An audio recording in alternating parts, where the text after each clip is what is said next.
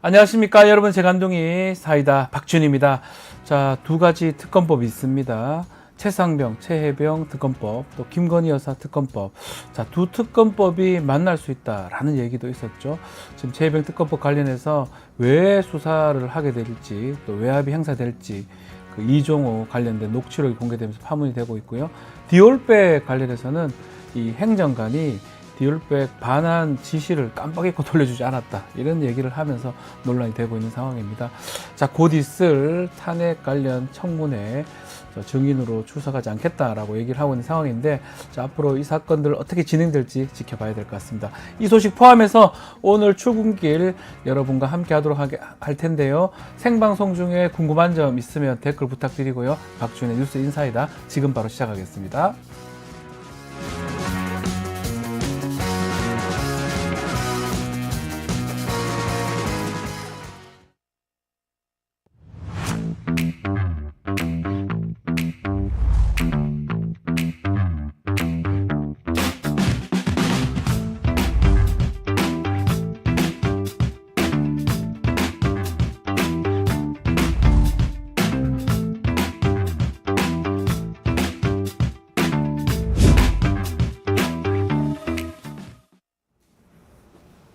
바쁜 아침 꼭 알아야 할 뉴스들만 엄선해서 정리해 드리겠습니다. 듣기만 해도 이해가 쏙 뉴스픽. 오늘도 뉴스토마토 조성은 기자와 함께 하겠습니다. 안녕하세요. 안녕하세요. 자, 공개방송 이제 D-4일입니다. 자, 많이 좀 오십니까? 어떻습니까?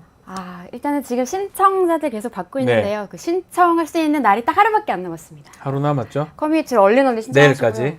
네, 저희 그 뉴인사 팀이 여러분들 만나 뵙기를 손꼽아서 기다리고 있습니다. 네, 오시면, 많은 분들. 네.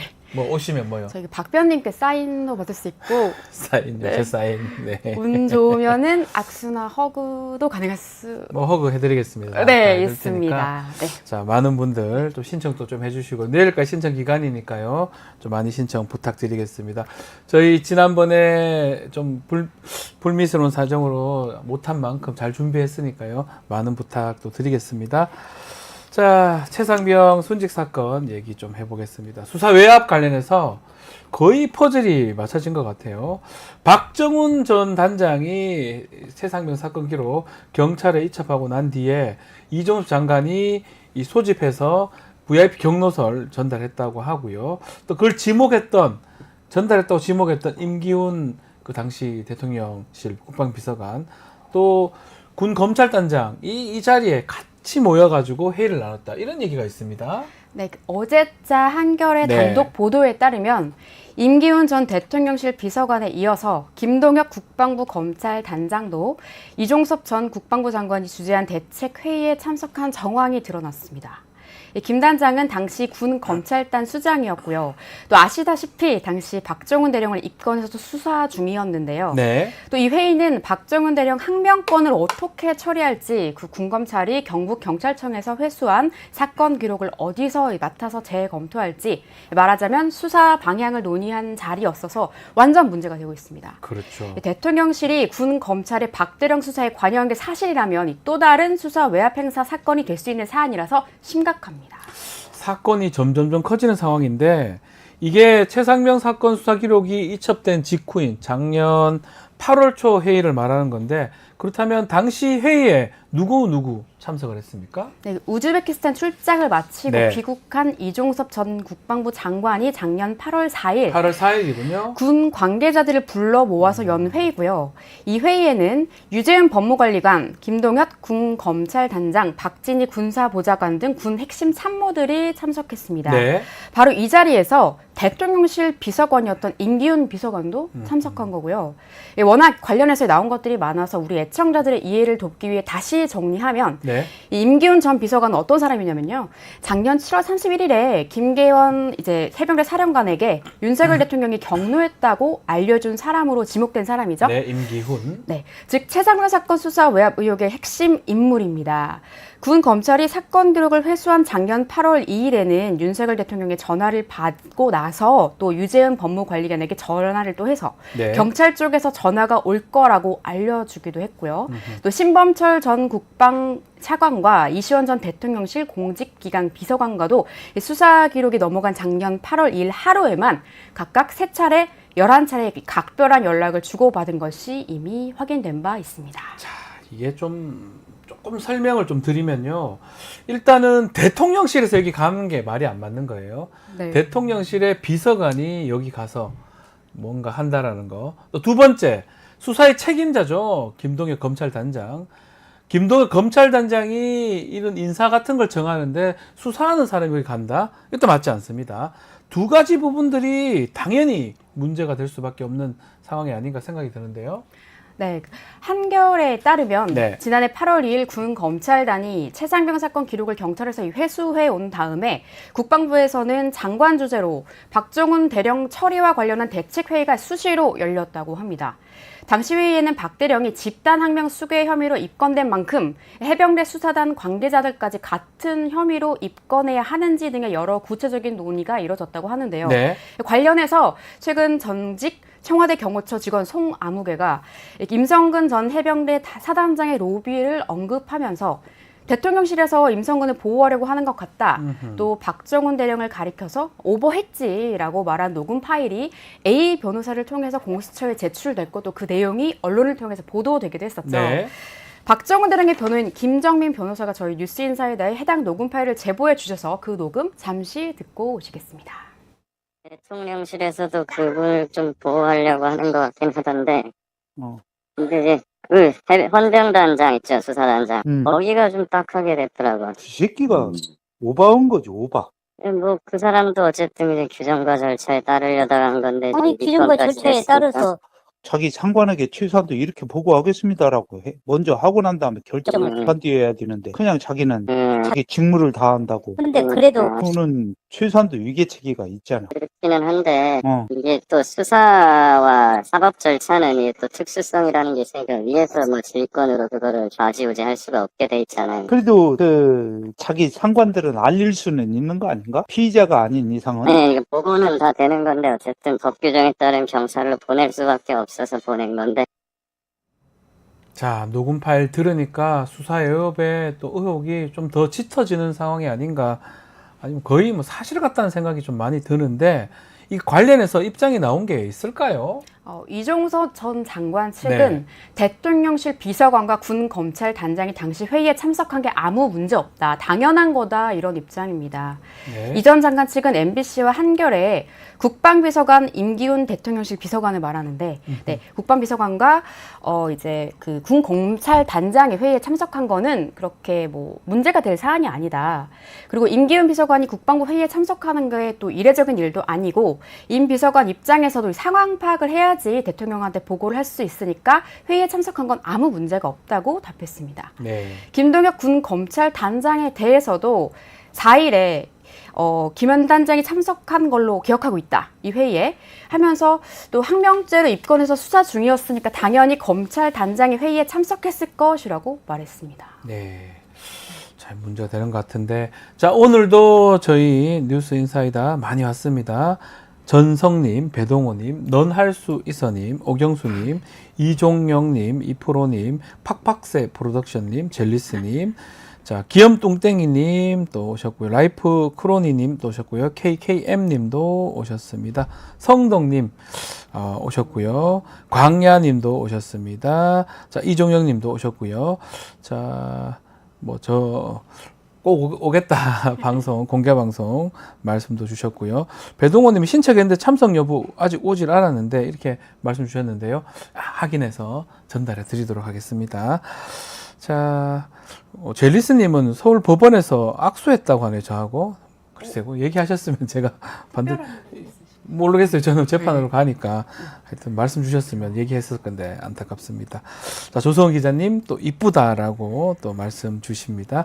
네, 댓글 감사드리고요.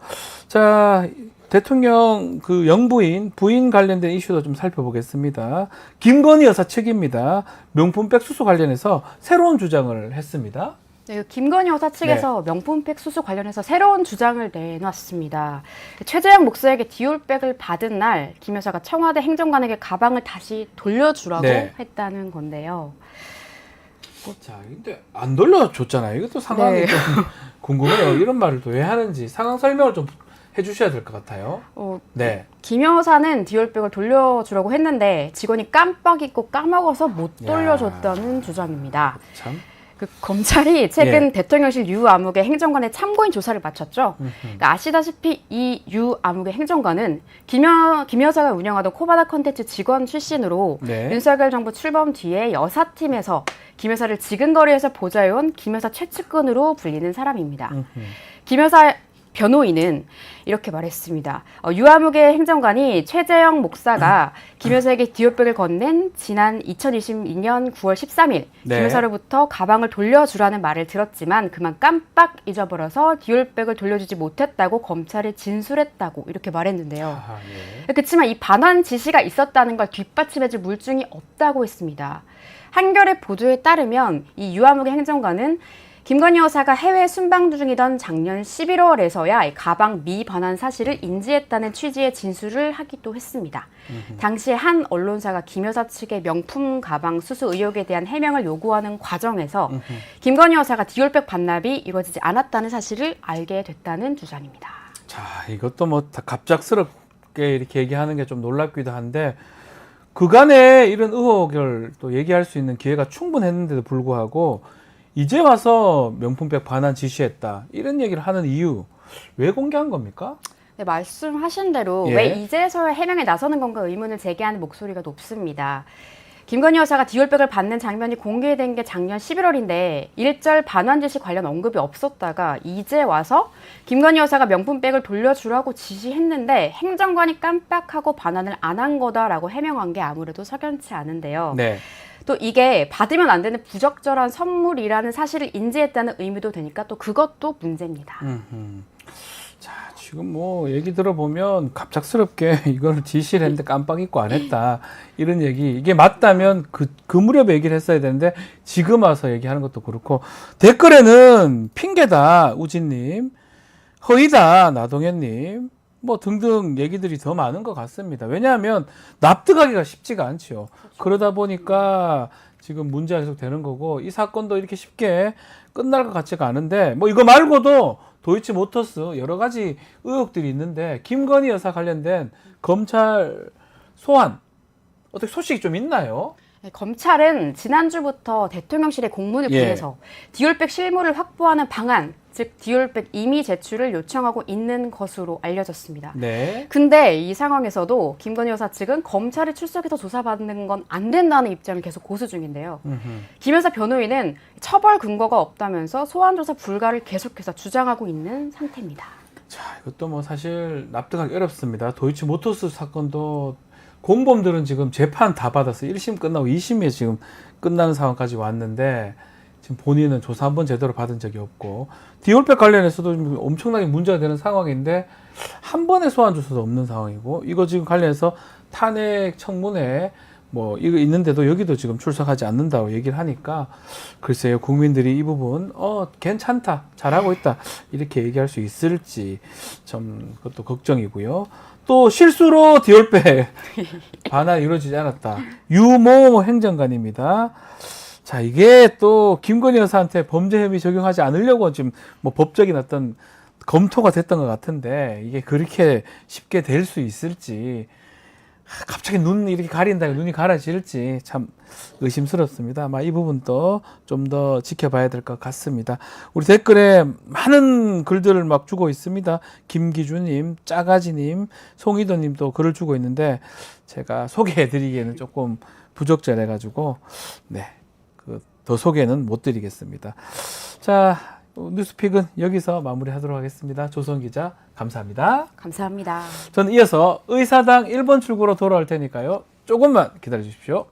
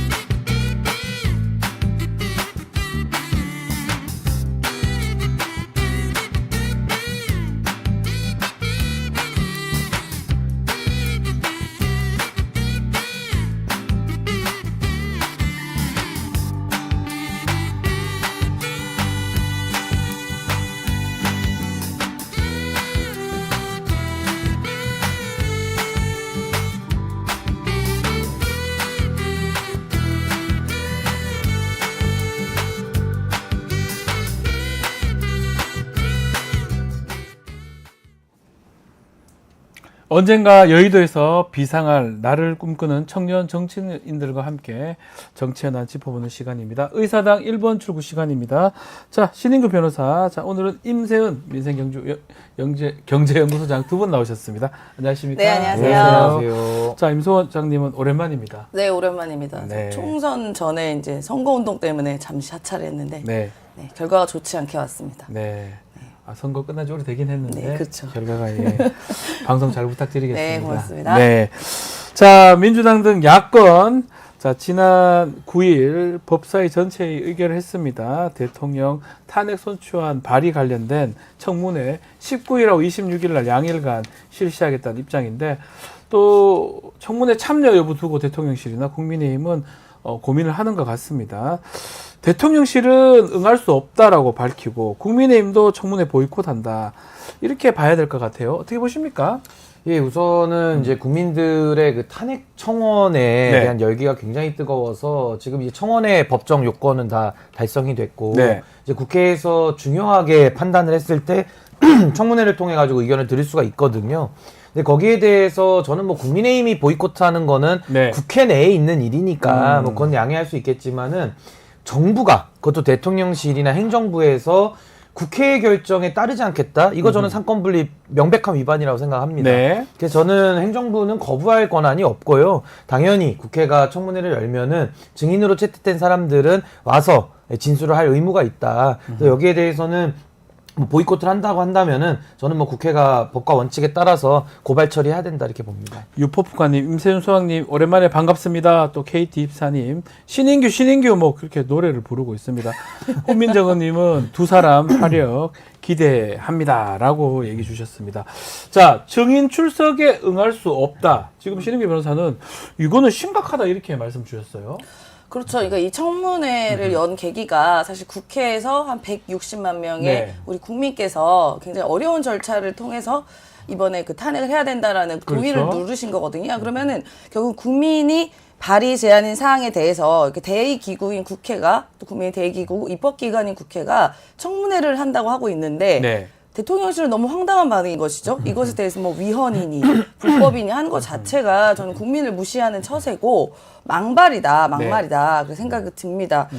그래서 오히려 최혜병 사건에서 보듯이 저희가 잘 알지만 그 불법적인 것과 위헌적인 것이 하는 것은 오히려 지금의 대통령실 같거든요. 네. 그러면 도대체 위헌이고 불법이라 이야기하고 있는데 무엇이 위헌이고 무엇이 불법인지에 대해서 정확한 근거를 얘기하지 않고 그저 위헌이다, 불법이다 얘기해서 약간 뭐라고 해야 되나 자기들끼리 투덜투덜거리는 네. 것은 저는 국정 운영의 컨트롤 타워인 대통령실에서 하는 반응치고는 너무 하급이다. 네, 그렇게 생각이 듭니다. 뭔가 논리대로 이렇게 얘기를 해야 되는데 그냥 안 가겠다. 네. 막무가내로 우기는 것처럼 보인다 이 말씀이시네요. 그렇죠. 그냥 뭐 어깃장 놓는 거죠. 아, 어깃장 놓는 네, 것처럼. 어깃장 놓는 거죠. 네. 그리고 또 이게 국회에서 법사위에서 어쨌든 공식적으로 이 증인 청문에 대해서 이제 공식적인 법사위원들이 가서 네. 문서를 제출을 한 상황이잖아요. 그렇죠. 거기서 안 나오겠다고 그러고 막 버리고 막 문서 하는 행위들이 밖으로 버리고 예. 아니 도대체 뭐 하시는 겁니까? 네. 아니, 저도 청와대에서 있었지만 그런 민원 사항이 오면은 일단 접수는 하는 거예요. 그렇죠. 그 이후의 결과는 뭐 대통령실에서 결정할 문제이긴 하는데 그런 태도 자체가 저는 생각이 듭니다. 자, 강하게 말씀 주셨는데 국민의힘은 좀 난감할 것 같아요. 지난번에 최상병 특검 청문회 기억납니다. 그때 참석하지 않아서 일각에서는 좀 매끄러웠다는 얘기도 있고 아니 국민의힘이 안 가서 여론전 모든 게 밀리는 거 아니냐 이건 가긴 가야 되는 거 아니냐 이런 얘기도 하는 것 같거든요. 어떻게 봐야 됩니까? 그러니까 국민의힘이 안 네. 나와주면은 오히려 국회의 진행이 더 순조롭고 그 얘기가 좀 있어요. 오히려 국민의힘이 나오면은 이제 방해할 목적을 가지고 나오기 네. 때문에 오히려 국회의 회의가 더 부자연스러워지는 이런 면은 부정할 수 없을 것 같고요. 네.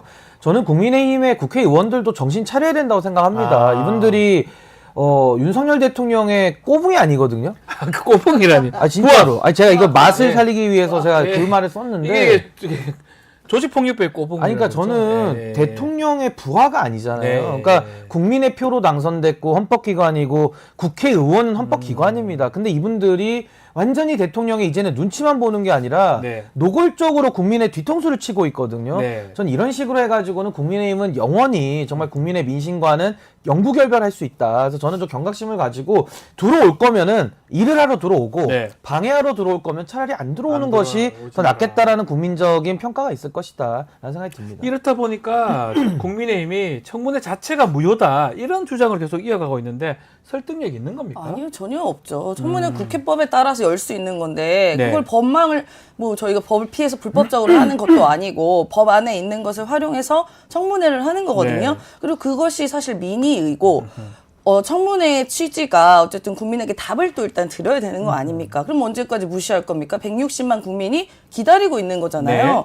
그런데 뭐가 무효인지, 그러니까 똑같아요. 대통령실에 받는 거 무효다. 그러니까 뭐가 왜 무효냐고. 네. 요거는 제가 유효인 걸 설명을 드릴게요. 네. 무효가 아니라 유효라고 설명을 유효하다. 하는데 권한쟁의 심판했는데요 지금. 아니 그러니까 이제 있는데. 권한쟁의 심판이라는 것은 아무리 권한을 다퉈도 이거 국회의 자율권 영역이기 때문에 다 각하예요. 네. 내지는 기각입니다. 그래서 기각, 엉뚱한 일 하면서 여론조만 하는 거고 헌법 26조 2항에 국가는 청원에 대해서 심사할 의무가 있어요.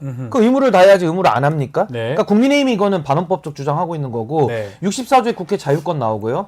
국회법 65조 중요한 건 심사하도록 돼 있습니다. 그리고 청문회 할 수 있게 돼 있고 상임위에 청원 회부하게 돼 있어요. 네. 그리고 123조 이하에는 청원에 관한 규정도 다 나옵니다.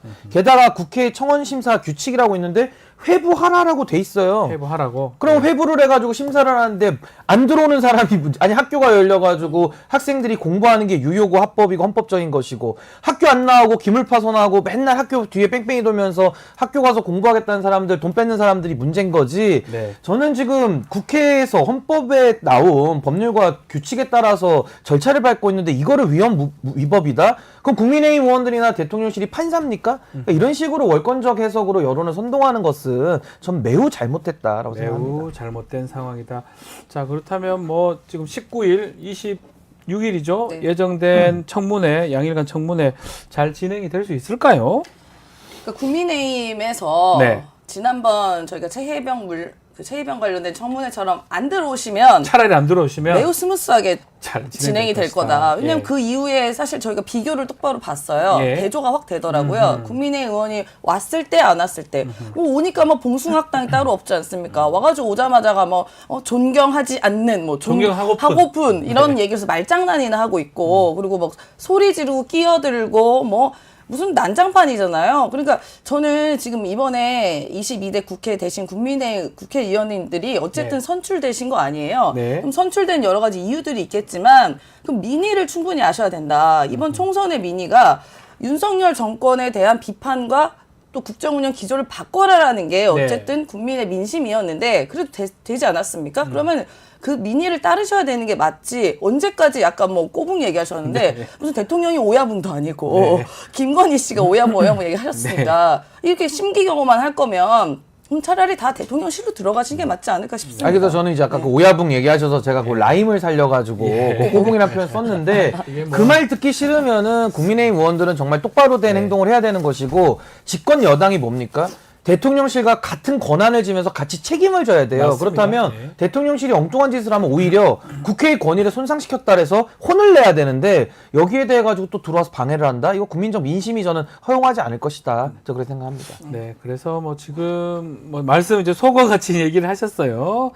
자, 그렇지만 뭐 본인들이 이제 오야 뭐 얘기했기 때문에 아마 말씀을 좀 하셨다고 뭐 이해를 해보겠습니다. 그 대통령 부인께서 먼저 그 카톡에 오야붕 쓰셨기 때문에 저는 원래 험한 말 안 쓰는데 뭐 네. 쪽팔린다, 뽀갠다 이런 말이 저도 모르게 요즘 좀 나오더라고요. 아유, 하도 센 녹취록에 얘기를. 나오다 보니까. 그쪽에서 나오시는 네. 말이죠. 지금 뭐 계속 근데 우리 강혜아님께서 임 소장님이 영부 흉내 잘 내신다.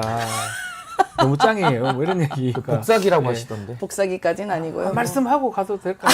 제가 이제 쇼츠가 많은데 짧게 뭐 한 말씀이라도 짧게요. 지금 상황에 대해서. 또 해외 다녀오셨어요. 네. 네.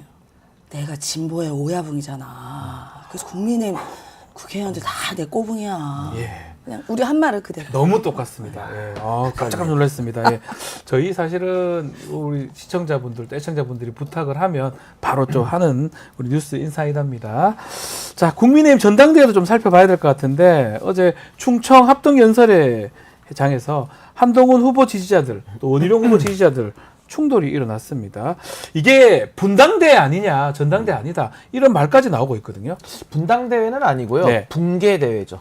거의 뭐 지금 붕괴대회입니까? 붕괴 수준에 네. 저는 저 지금 사진 보이지 않습니까? 네, 네, 저거 그러니까 거의 지금 뭐 전당대회라기보다는 심각합니다. 거의 6탄전까지 나오면서 이제 갈 때까지 가고 있는 이런 상황이고 네. 뭐 예견된 수순 아니겠습니까? 검찰 권력과 기존 구태 권력이 손을 잡고 권력은 만들어놨는데 이제 와서 서로 책임은 져야 되고 네. 니탄 냈다 공방하다가 지금은 서로 이제 경쟁이 치열해지고 과열되다 보니까 저 지경까지 간 건데요. 저는 앞으로 이제 남은 한 일주일 내에도 더 큰 갈등이 기다리고 있다. 지금 이 붕괴대회는 저는 이제 시작에 불과하고 앞으로 더 클라이막스를 향해서 달려갈 거 아닌가라고 생각이 듭니다. 더 큰 갈등, 또 이러다가는 다 죽어! 후유증 이렇게 크게 올 수도 있다. 분당까지는 안 가겠죠. 분당 얘기까지 자꾸 하는데. 그러니까 어제 제가 신인규 예. 변호사랑 다른 방송 같이 하면서 네. 뭐 분당대회다, 뭐 분당에서 차를 치러라 뭐 이렇게 네, 얘기를 분당에서요. 네, 하기도 했는데요. 저렇게 가다가는 모르겠습니다. 저렇게 안에서 이렇게 싸워서 뭔가 우정이 생길 건지는 모르겠어요. 네. 뭐 예전에 박근혜 전 대통령, 이명박 전 대통령 때도 뭐 난투극 같이 벌어졌지만 그래도 분당은 되지 않았고 오히려 정권을 더 재연장을 했었죠. 그렇죠. 네, 그랬던 사례들이 있어서 언제 어떻게 이들은 뭉쳐가지고 뭐 나쁜지 죄송합니다. 네, 그런 나쁜지 짓을 뭐 할지 아니 모르겠습니다만. 근데 저는 네, 네. 여사님 말씀도 기억이 나는 게 네. 적은 내부에 있다그러잖아요. 네. 그러니까 지금 적은 내부에 있다라는 걸 그대로 보여주고 있는 거고 과거에 가장 치열했던 게 MB와 박근혜 그 경선인데 그 결말이 어떻게 됐습니까?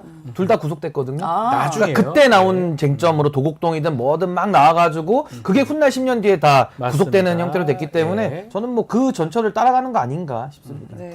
자, 뭐 저는 난투극 같아요. 난투극 좀 난투극이다. 재밌습니다. 보면은 재밌습니까? 예, 저는 예. 야당의 입장에서 이렇게 보면은 재밌고 저렇게까지 저들은 이 권력 투쟁 혹은 충성심 경쟁에 저렇게 몰두를 하는구나. 국민은 안중에도 없구나라는 것을 살펴볼 수 있었습니다.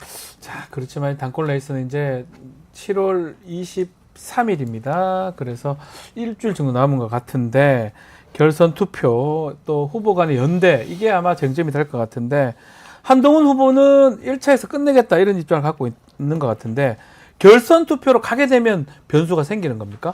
그렇죠. 지금 당원에 따르면은 네. 50%를 1차에서 아무도 얻지 못하면 네. 결선에 가게 되어 있는데요. 지난번 그 2023년도 3구 전당대회가 네. 김기현 김기현 될 때. 당대표를 만들었던 예. 그때는 범친윤까지 다 영끌을 해가지고 모았는데 52%였거든요. 예. 근데 이번에 한동훈 후보가 뭐 언론에서는 뭐 뜨겁다, 뭐 멋있다, 뭐 지지한다 이러지만은 네. 실제 뚜껑을 열어보기 전까지는 모르는 겁니다. 뚜껑을 열어봐야 모든 걸 다 알 수 있기 때문에 그래서 저는 50% 얻기는 매우 어렵다. 지금 어렵다. 범친윤이 분화되고 있기 때문에 그래서 저는 그럼 결선으로 간다고 했을 때는 2등은 지금 좀 까리까리합니다. 왜냐하면 예, 이제 나경원, 예. 지금 원희룡 둘이 예. 치열하게 하고 있기 때문에 저는 결선 가면은 또 의외의 결과도 나올 수 있는 가능성은 열려 있다. 저 그렇게 생각합니다. 어떻게 보십니까? 지금 말씀대로 원희룡하고 나경원 두 사람 중에 뭐 단일화가 돼서 결승 가면 또 한동훈 후보랑 할만하다 뭐 이런 얘기도 나오고 있고요. 어떻게 보고 계십니까? 전반적으로? 저는 그냥 결선 안 갈 것 같아요. 예. 지금 상황들이. 왜냐면은 사실은 원희룡 후보가 처음에 네. 투입됐을 때는 뭔가 윤심이 막 확 쏠려가지고 결선을 가게 하려는 목표인 거 아닌가라는 생각도 들었는데 지금 네. 여러 가지 상황들과 나오는 이야기들 특히나 지금 토론회 때를 봤을 때 아무리 국민의힘 의원이 윤석열 정권이 무너지지 않길 바라지만 오히려 원희룡 후보나 뭐 죄송하지만 나경원 후보나 이분들이 되면 당이 더 무너질 것 같다는 생각이 들 것 같아요. 국민의힘 지지자들은 봤을 때 왜냐면 거의 자폭 테러 수준으로 지금 뭐 입에 그러니까 이거는 한동훈 장관 이야기입니다. 오물을 네. 막 뿌리고 있다고 얘기할 예. 정도로 너무나도 형편없는 수준을 보여줬기 때문에 저는 뭐 그 큰 기대가 없을 것 같습니다. 그리고 네. 원희룡 장관 같은 경우는 계속 무슨 이분은 뭐 윤의 마음을 업고 나왔다고는 하지만 그러기엔 너무 좀 수준이 떨어지는 모습을 보여주고 있어요. 뭐 공격도 아니고 방어도 아니고 뭔가 애매하게. 근데 그 대답도 제대로 못합니다. 네. 그런 모습을 봤을 때 대구 경북에 있는 보수 지지층들도 진짜 원희룡 아무리 그렇지 저건 아니다라는 아하. 생각이 들어서 그냥 한동훈한테 계속 오히려 쏠릴 것 근데 같다. 그 워낙 네. 그 전통 보수층하고 극우 유튜버들 이쪽이 또 여론 형성의 한 축을 맡고 있는데 극우 유튜버들. 여기서 한동훈에 대한 비토가 너무 심합니다. 아. 그러니까 쉽게 말하면 뿌리 논쟁. 너 어디서 들어왔어? 예. 굴러 들어온 돌. 어디서 굴러왔어? 그럼 문재인 정부에서 너 검찰 일 하다가 우리 보수 인사들 다 싹 다 잡아놓은 거 아니야? 너 원죄가 있잖아. 지금 이러고 있거든요. 네. 그래서 이게 뭐 생산적인 갈등인지 아닌지는 모르겠습니다만은 어제 보시면은 대전에서 의자 들고 싸우잖아요.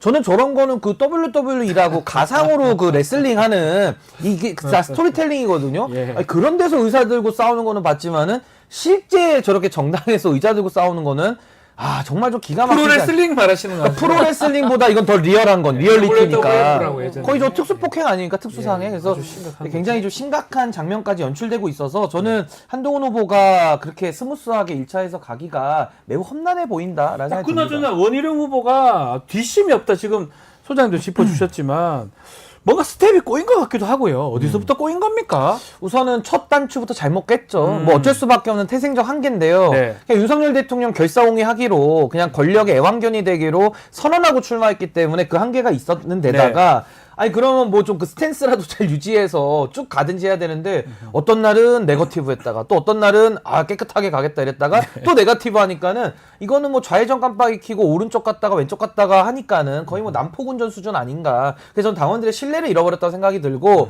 참고로 이번에 좀 칭찬을 해드리자면은 칭찬할 게 있습니까? 나경원 후보가 그래도 가장 어른답다. 나경원. 싸움을 말리고 있거든요. 이 패배 브라더스라고 하면서 네. 이 둘을 동시에 공격하는 네. 그래서 가장 안정적인 메시지를 현재는 내고 있다. 근데 나경원 후보가 당대표가 되는 것도 험난하지만은 되더라도 크게 국민의힘이 바뀌기는 어려운 거 아니겠는가라는 생각이 듭니다. 어떻게 보십니까? 나경원하고 원희룡 두 사람의 단일화가 된다면 나경원이 되는 겁니까? 아니면 원희룡 후보가 좀 더 유리합니까? 아니면 또 이런 얘기도 있어요. 두 사람 합친다고 하더라도 서로의 표를 흡수하기는 좀 어려울 거다 이런 얘기도 있고요. 너무 이질적이어서 물리적으로 합친다고 그게 화학적으로 결합이 될까? 전혀 저는 완전 다른 색깔인 것 같고 네. 그리고 나경원 후보도 사실 한계가 있는 분 아닙니까? 그러니까 네. 매번 선거만 되면 그냥 나오는 사람처럼 돼 있잖아요. 지금 지난 네. 전당대회 나올라 나오려고 하다가 이제 주저앉혀지고 예. 그러니까 뭐만 하면 나오는 거 아니냐. 그래서 별명이 난가가 있습니다. 그게 뭐죠? 또 내가 나가야 되나? 그래서 난가요? 난가. 예. 착각. 네, 난가 아니면 지어낸 거 아닙니까? 얘기 아니 뭐 맞아요? 예. 난가. 뭐 예. 제 의견은 아닙니다만 예. 그렇기 때문에 네. 뭐 저는 그 둘이 합친다 한들 그닥 큰 신뢰를 못 얻을 것 같고 네. 그리고 또 나경원 후보도 약간 그 약을 잘 어울리더라고요. 원희룡 후보 약을 살살 잘 어울리면서 네. 개항에 왜 나왔습니까? 예. 그럼 네가 이겼어야지 뭐 등등의 이야기하면서 본인은 그래도 수도권에서 이겼다라는 네. 걸로 승부를 걸려고 하는데 모르겠어요. 나경원 후보 같은 경우도 너무 오랫동안 활동을 하다 보니까 여러 가지 좀 증빙이 많이 됐지 않았습니까? 네. 원내대표 시절에 뭐 빠루든 거라던가 등등 그것도 아직 안 끝났고 재판이 쉽지 않아 보인다. 아니 근데 예. 나경원 후보는 이길 후보라고 자꾸 자기를 좀 포장은 하던데 네. 이번에 총선은 이겼죠. 그래서 들어왔지만은 과거에도 지난 총선 21대 총선은 선거를 총쥐했다가 완전히 대패를 했어요. 103석을 했고요. 그렇죠. 망했죠. 그다음에 2021년도에 전당대회에 나와서 이준석 대표한테 패배했거든요. 네. 그래서 패배의 히스토리를 다 국민들이 알고 있는데 너무 지금은 본인을 이길 수 있는 후보로 포장을 너무 많이 해놔가지고 그건 좀 사실관계를 국민들이 다 냉정하게 보시지 않을까라는 생각이 듭니다. 이번에 총선 한 번 이겼다 이거죠. 그러니까 네, 어쨌든. 본인 지역구 네. 선거에서 이겼다 이 말인데 자 국민의힘 전당대회 관련해서 지금 여론조성팀이라고 얘기할 수도 있고요 댓글팀이라고 얘기할 수도 있고 민주당에서는 이 댓글팀에 실체가 있다 이렇게 보고 있는 것 같습니다. 네. 문제제기를 계속 하고 있습니다. 그 심각한 사유죠. 사실 김성태 전 원내대표가 이른바 이제 드루킹 사건 때문에 거의 단식 투쟁하고 막 뒤집어지고 사실 폭행까지 당하시면서 네.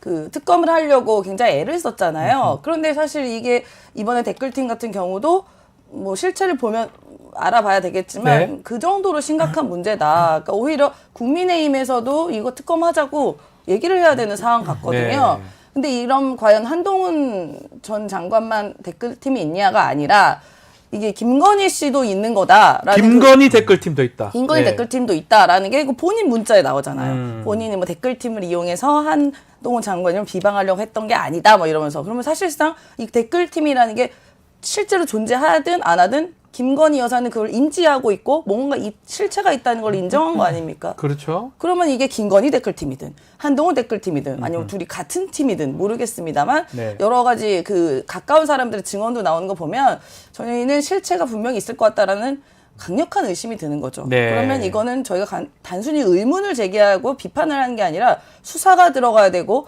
김건희 댓글팀이 실제로 존재한다면 혹은 한동훈 장관 시절 존재한다면 이건 특검 이상 가야 되는 겁니다. 드루킹 특검이 사실 이때 이렇게 시작된 거 아닙니까? 그래서 김경수 전 지사 같은 경우는 실형 받고 지금 감옥 갔다가 지금 온 상황인데 그렇다면 이 사안도 비슷한 것 같은데 일단 한동훈 후보 입장에서는 여론 조성팀 이걸 돈을 주고 하진 않았다. 그냥 자발적으로 지지자들 댓글 단 것이다. 라고 이렇게 발언하셨는데 이 부분 어떻게 봐야 됩니까? 신은기 변호사님. 그러니까 그 주장은 한동훈 네. 후보 측의 본인 주장이죠. 그러니까 그 주장과 배치되는 지금 증거들이 튀어나오고 있기 때문에 네. 이건 반드시 수사가 필요하다라는 생각이 들고 이 댓글팀에 대한 것은 비자발적인 경우에 문제가 되는 거거든요. 그때 이제 여론 조작으로 이거는 볼 수밖에 없기 때문에 여론 드루킹 조작. 사건과 예. 마찬가지로 처리를 해야 되는 거고 이게 정말 조작 정부에 지금 어울리는 또 댓글팀이 나오는 건데 주가 조작 있죠. 네. 허위 경력 조작 있죠. 노선 조작 있죠. 거기다 또 조작 수사 의혹까지 지금 받고 있지 않습니까? 예. 근데 이번에는 또 여론 조작까지 나오고 있기 때문에 이게 만약에 이제 사실로 된다면 업무방해, 국가공무원법 위반, 공직선거법 위반, 정치자금법 위반, 국고손실, 직권남용 어떤 경우에 해당하느냐에 따라서 적용법조가 아주 풍성하게 나올 만큼 상당히 중한 죄라는 거죠. 네. 그래서 저는 앞으로도 온라인 선거가 더 강화되는 상황 속에서 이런 댓글팀 문제, 특히나 공무원이 시켰을 가능성, 법무부 장관 시절의 문제이기 때문에 전 장예찬 전 최고의 그런 여러 가지 구체적인 그런 네. 증거들을 토대로 해서 전 반드시 한동훈에 대한 댓글팀 여론조작 수사가 전 필요하다라는 생각이 듭니다. 그럼에도 한동훈 후보는 자기들 같은 줄 아나 보네. 그렇게 자기들이라는 거는 민주당을 아마 말씀을 하는 것 같습니다. 이게 이 전당대회 이 나온 얘기라는 걸 알고는 있을 것 같은데 한동훈 후보의 민주당 겨냥 발언은 어떤 의미가 깔렸다고 봐야 됩니까? 그러니까 한동훈 장관이나 네. 대통령실의 특징은요. 본인들이 잘못한 게 있으면 그거에 대한 근거나 뭔가 해명을 내놓는 게 아니라 민주당 너네 그랬죠. 민주당 너는 잘하냐? 이재명 지난 정부 얘기도 하는 때문이다. 것 네, 같고요. 지난 정부 예. 탓하고 야당 탓하고 뭐 이재명 대표 탓하고 하는 게 이제 특기예요. 그러면은 한동훈 장관이 돈은 받지 않았다. 네. 돈은 주지 않았다. 뭐 그러면 있었다는 건 본인이 그 시인한 거 아니에요? 그러면 돈은 안 줄 수는 있겠지만 이걸 잘 살펴봐야 되는 게 네. 드루킹 때 사건을 보면요. 어떠한 대가도 없었습니다. 근데 이들이 이제 나중에 뭐 드러난 것에 뭐 밝히는 것에 의하면 추후에 뭔가 뭐 받기로 한 거 아니냐 뭐 이런 네. 얘기 때문에 들어간 건데 그럼 추후에 뭔가 보상 때문에 만약 했었으면 이것도 큰 문제인 거죠. 지금 한동훈 댓글팀이든 김건희 댓글팀이든. 그리고 말씀하신 것처럼 법무부 장관 시절이다 보니까 엄정한 정치적 중립을 지켜야 하는 네. 그 공무원이 자기가 자발적인 댓글을 달았다 하더라도 치우친 댓글 내면 그것도 정치적 중립 위반 아닙니까? 또 문제가 되겠죠. 네, 아마도. 민주당에 대해서는 뭐 아무 얘기도 없으면서 한동훈 장관이 뭐 멋있다, 왕자님이네 뭐 이런 얘기하는 것 자체가 정치적 중립 위반인 것이죠. 네. 그리고 또 살펴봐야 되는 것이 그냥 사람이 가서 막 하는 것인지 아니면 정말 뭐 기계 같은 매크로가 돌렸다든지 하는 문제가 발생하면 이것도 큰 위법 사안이다. 매크로로 돌렸던 거는 네. 이제 드루킹 특검법 관련된 그쵸. 뭐 문제가 됐었고요. 그 장해찬 전 최고는 이게 이렇게 논란이 될 수도 있는데 이렇게 왜 이런 얘기를 그러니까 이제 자해 정치죠. 레밍 이게 정치. 자해입니까 이거는? 그러니까 본인의 분풀이를 위해서 아. 그동안에 한때는 예. 이런 나쁜 짓을 같이 했던 사이에서 예. 이제 지금은 이제 그 이익 결합이 해체되면서 네. 이제 본인의 그 여러 가지 폭로하는 건데 정확하게 말씀드리면은 네. 국민들이 자발적으로 여론 조성하는 걸 문제 삼는 게 아니에요. 그거는 뭐 할 수 있는 그건 오히려 거죠. 장려할 일인데 해야 지금 되죠. 장예찬 최고의 폭로처럼 네. 한동훈 장관이 지시 내지는 보고까지 받았다라는 얘기를 하고 있기 때문에 그렇다면 현직 법무부 장관이 자기를 띄우기 위한 자신의 사전선거운동을 위한 여러 가지 댓글팀을 갖다가 운영을 했다 그러면은 무슨 돈으로 운영했냐 내지는 돈 없이 운영했더라도 추후에 어떤 자리를 약속하면서 운영한 거 아니냐라는 네. 합리적인 의심이 있으니까 수사를 해야 되는 것이고 그러면서 지금 양문석 의원이 여러 가지 댓글 오타까지 비슷한 거 찾아내고 있잖아요. 수백 개 댓글들, 수백 개 나오고 계정들, 있는데 네. 이렇게 해서 만약에 관리되는 팀을 돌렸다 비자발적으로 그러니까 인위적으로 여론 조성에 조작을 가했다 그 업무방해죠. 그게 그 문제죠. 드루킹이 처벌받은 거 아닙니까? 그걸로 바로 받은 그리고 거예요. 과거에 윤석열 대통령이 여주지청장 시절에 댓글 수사 팀 들어가서 국정원 직원들을 통해서 한 여론 조작도 처벌받았어요. 그렇죠. 댓글 조작. 그것과 뭐가 다릅니까? 어떻게 보면 국정원 댓글 사건과 또 유사할 수 있어요. 그래서 그렇죠. 저는 이 사안에 대해서는 한동훈 장관 유죄라는 뜻이 아니고 반드시 엄정한 수사를 해야 된다. 네. 수사에서 결과가 유죄로 나오면은 엄정하게 처벌받아야 되는 거고 무죄 나오면은 넘어가는 거죠. 말씀대로 신은기 변호사 잘 말씀 주셨지만 자발적으로 누구 댓글 적는 걸 뭐라 하지 않습니다. 아, 저도 댓글 가끔 저도 달아요. 적고요. 다 적습니다. 근데 그 댓글 팀을 법무부 장관 시절 때 운영을 하거나 운영하는 것 자체가 문제되는 거예요. 근데 알고 있다는 문제 되는 거예요. 알고 있으면 운영이 되는 알고 있으면 거니까요. 문제 되는 거죠. 그래서 사실 운영하면 안 되는 거잖아요. 그죠. 그러니까 운영을 하거나 더 나아가서 뭐 돈을 지급하거나 이러면 더더욱 문제가 되는 거고요. 그 부분을 지금 문제 제기하는 거고 장해찬 전 최고가 얘기함으로써 요 문제는 쉽게 끝날 것 같지는 않습니다. 네. 장해찬 최고가 이제 본인도 거기에 뭐 팀장이었나 뭐 하여튼 네. 뭐 활동했다 그런 그러잖아요. 얘기 본인도 하셨어요. 그 본인이 네. 지금 위법에 가담했다는 거고 본인이 알고 있었다는 거잖아요. 그러니까 공범관계였다는 거죠. 본인부터 수사 받아야 되는 거 아닌가라고 싶습니다. 네. 뭐 이런 거 있습니까? 왕자다 멋있다 뭐 네. 외모 칭찬 글 많았습니까? 엄청 많았어요. 아. 뭐 예를 들어 볼펜 떨어뜨렸으면 볼펜 짚는 한동훈. 와 네. 멋있다. 그러니까 이게 그거예요. 이런 식으로. 그러니까 지금 장예찬 최고의 말에 의하면은 네, 네. 커뮤니티를 좀 동원을 해서 그걸 기사로 받고 이러면서 이제 확산시켰다라는 건데 네. 어떤 방식으로 했든지 간에 여론 조작에 가담했다라면 그건 범죄이기 범죄가 때문에 될수 있죠. 여기에 대해서는 수사가 필요하고 김건희 여사도 댓글팀 좀 그렇죠. 반드시 수사돼야 된다고 수사가 봅니다. 돼야 된다. 알겠습니다. 자, 국민의힘 전당대회도 있지만 민주당도 지금 전당대회가 지금 열리고 있습니다. 진행되고 있는데 자, 최고위원 예비선거가 당대표 선거보다 더 관심을 끌었는데 5명 컷오프되고 8명이 이제 본선에 올라갔습니다. 두 분 어떻게 보셨습니까? 특히 우리 임 소장님 어떻게 보셨습니까? 네. 8명의 컷오프. 네. 뭐 근데 다 13명 한 분 한 분이 네. 사실 다 뭐 의미 있고 좋은 분들이고 사실 어떤 분들은 다 너무 좋다. 어디서 뽑을 수가 없다. 야. 네. 뭐 이런 정도로 경쟁력 있는 분이어서 지금 남아 계신 8분들도 그 누가 다 되고 누가 떨어져도 전혀 아쉬움이 없고 다 너무 훌륭하고 아까운 분들이다. 네. 그렇게 저희는 평가를 하고 있습니다. 예. 그 결국 5명은 떨어지고 거의 원내에서는 정봉주 전 의원 말고는 한 명 딱 되고 나머지는 다 원내 현역 의원이 지금 된 상황이거든요. 자, 뭐 잘 진행되고 있다고 봐야 됩니까?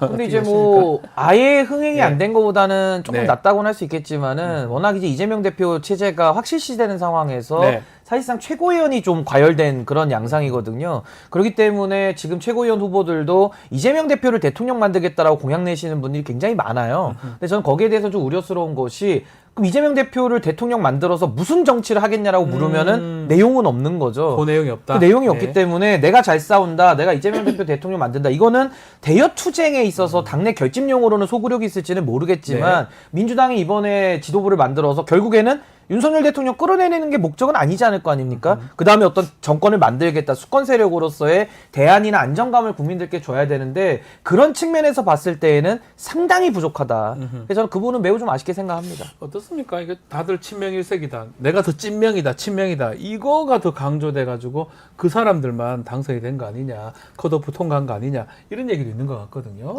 근데 이 13명 네. 컷오프 되신 분들도 네. 어쨌든 이재명 대표 체제 하에서 뭔가 굉장히 협력이 가능한 분들이에요. 아하. 근데 이건 어쩔 수 없는 게 뭐 일당이니 뭐 이렇게 이야기를 하지만 일극 체제는 이야기를 하지만 실제로 지금 이 윤석열 정권이라는 희대의 정권, 희대의 불법, 위법 뭐 악마적인 정권을 만났기 때문에 야당은 좀 힘을 합쳐서 똘똘 갈 수밖에 없습니다.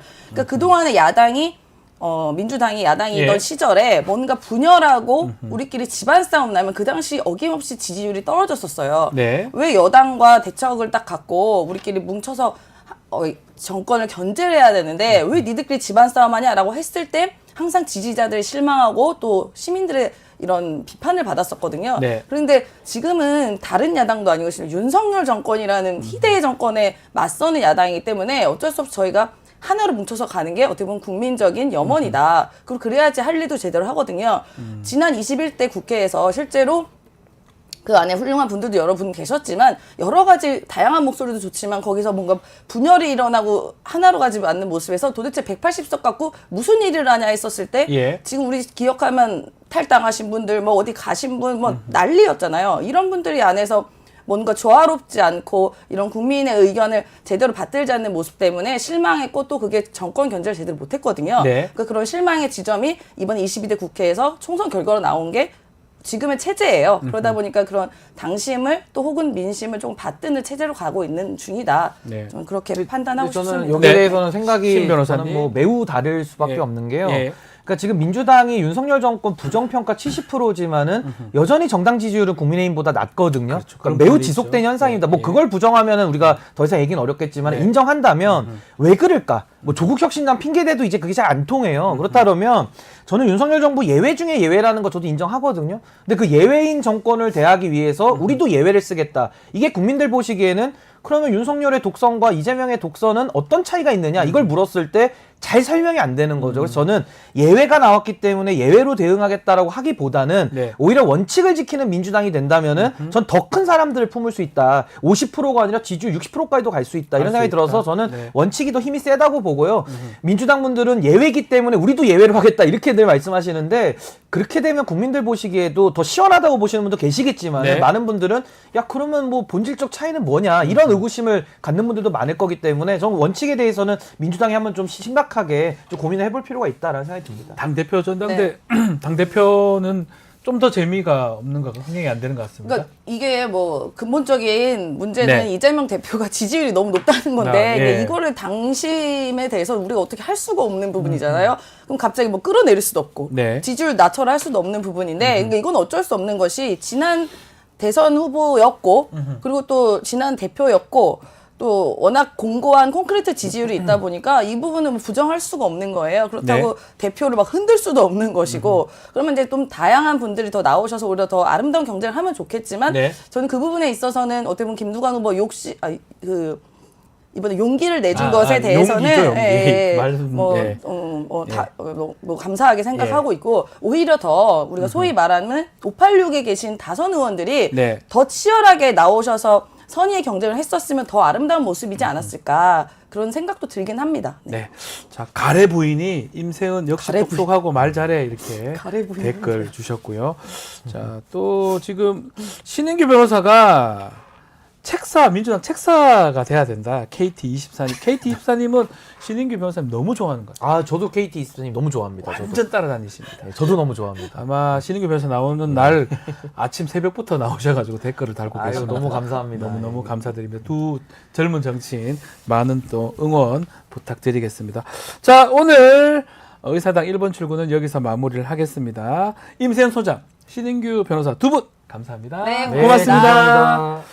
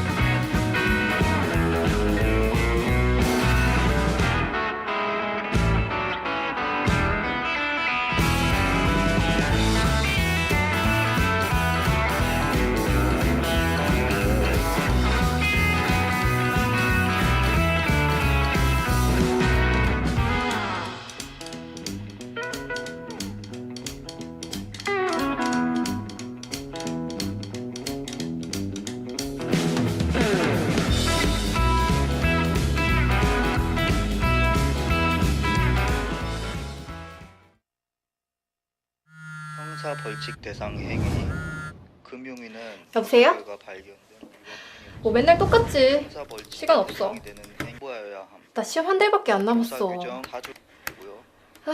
시정명령 문제는 또 언제 형사 푸냐. 규정 제27조입니다. 응. 지금 먹으려고.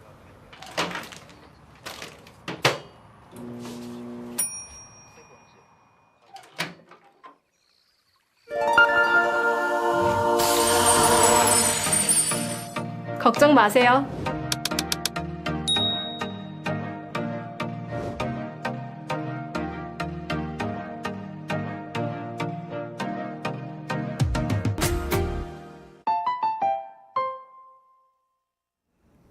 자, 뉴스 인사이다가 화요일 새 코너 준비해 봤습니다. 시사 역발상입니다.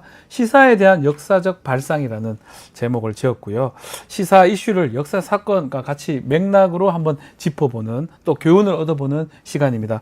자, 백이성 역사 크리에이터 오셨습니다. 안녕하십니까? 안녕하십니까? 자, 시사 역발상.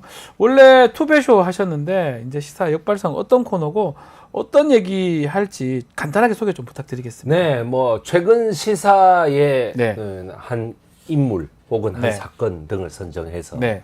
그런 것이 혹시 역사적으로 아하. 뭐 유사한 사례가 있는가? 혹시 역사적으로 우리가 좀 느낄 것이 있는가? 네. 우리가 후손으로서 역사로 다시는 되풀이 되지 말아야 되는데 혹시나 잊어먹고 있는 게 아닌가? 네. 이런 거를 한번 살펴보는 시간이 되도록 하겠습니다. 예, 자, 첫 번째 인물은 김건희 여사입니다. 네, 김건희. 자, 김건희 여사 지금 뭐 우리나라 자체가 다 김건희 여사 얘기가 아주 많이 나오고 있습니다. 네. 최상병 특검 얘기도 많고 디올백 얘기도 마찬가지고 지금 여러 장면에서 김건희 여사 이름이 등장을 하는데 김건희 여사 논란 가운데 우리 역사학자로서 좀 주목하는 부분 어떤 점이 있을까요? 아무래도 그 뭐 다른 거는 뭐 네. 다 그렇다 치더라도 뭐 여러 가지 논란이 있습니다만은 역시나 명품백을 수수했다. 아, 예, 요 부분이 참 그 개인적으로 가슴이 아프고 네. 뭐 민간인이라면 그냥 넘어갔을 일인데 라는 말은 지금 전혀 소용이 없죠. 네. 가령 뭐 장관 마누라나 예. 국회의원 부인이 예. 이런 명품백을 받았다. 그 사람들이야말로 민간인 아닙니까? 네. 그렇지만은 국회의원들, 각 당의 국회의원들 그 사실을 알면 가만히 있겠느냐? 그렇죠. 민간인이라면 그냥 넘어갔을 거다. 아닙니다. 영부인은 민간인이 아닙니다. 네. 누가 봐도. 오히려 예. 더 문제가 되는 상황으로 심각하죠. 봐야 되겠죠. 예. 자, 그런 상황에서 지금 뭐 만사 초통, 만사 영통, 영부인 뭐 예. 이런 얘기도 있는 야. 것 같아요. 이 사실상 실력자 아닌가, 뭐 네. V 제로 뭐 이런 얘기도 있는 V 것 같은데 뭐 이게 확인된 얘기는 아닙니다. 자, 이게 좀 더 밝혀져야 하겠지만 역사학자 시각으로 봤을 때 네. 이것도 국정농단 정도로 봐야 됩니까? 어떻게 봐야 됩니까? 이거는 제가 봤을 때는 막 비선실세에 의한 국정농단이다. 네. 라고 말하면은 비선실세라고 하면은 아무런 직책을 안 가진 사람 네. 이렇게 하는데 영부인 농단이죠. 음흠. 비선실세에 의한 국정농단이 아니라 네. 그냥 영부인 농단입니다. 비선이 아니라는 거예요? 예, 그러면? 비선은 아니죠. 정확하게 뭔가 비슷한 역사적으로 이런 거하고 비슷한 상황이 있을까요? 비슷한 상황이 네.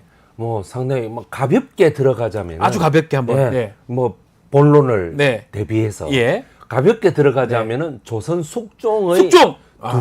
세 번째 네. 왕비 장희빈 맞죠? 예, 네, 숙종. 장희빈. 예. 네. 장희빈을 들을 수 있겠죠. 네. 장희빈이 뭐 그제까지 이렇게 그 노론 중심으로 돼 왔던 거를 강력한 개혁 드라이브를 네. 걸면서 뒤집으려고 했기 때문에 그 과정에서 굉장한 무리수가 많이 발생했다. 예. 예, 그러다 보니까 소론과 남인이 그 많이 등용되고 네. 노론이 쫓겨나면서 아하. 그 노론 중에 그래도 선량한 노론들까지 피해를 보게 되는 일이 발생합니다. 네. 예, 그것이 바로 영부인에 의한 국정농단. 제가 봤을 때는 뭐 네. 거의 1호가 아닌가 생각합니다. 비슷합니까? 장희빈의 어떤 네. 당시는 뭐 음. 당파 싸움도 있긴 했지만 어쨌든 간에 이 장희빈이 숙종을 이용해서 했다고 봐야 됩니까? 네, 숙종이 네. 오히려 장희빈을 이용해서 아, 숙종이. 예, 숙종이 숙종도 장희빈 엄청 사랑했다고 하던데요. 연애 결혼. 아, 연애 결혼했습니까? 연애 결혼 1호죠.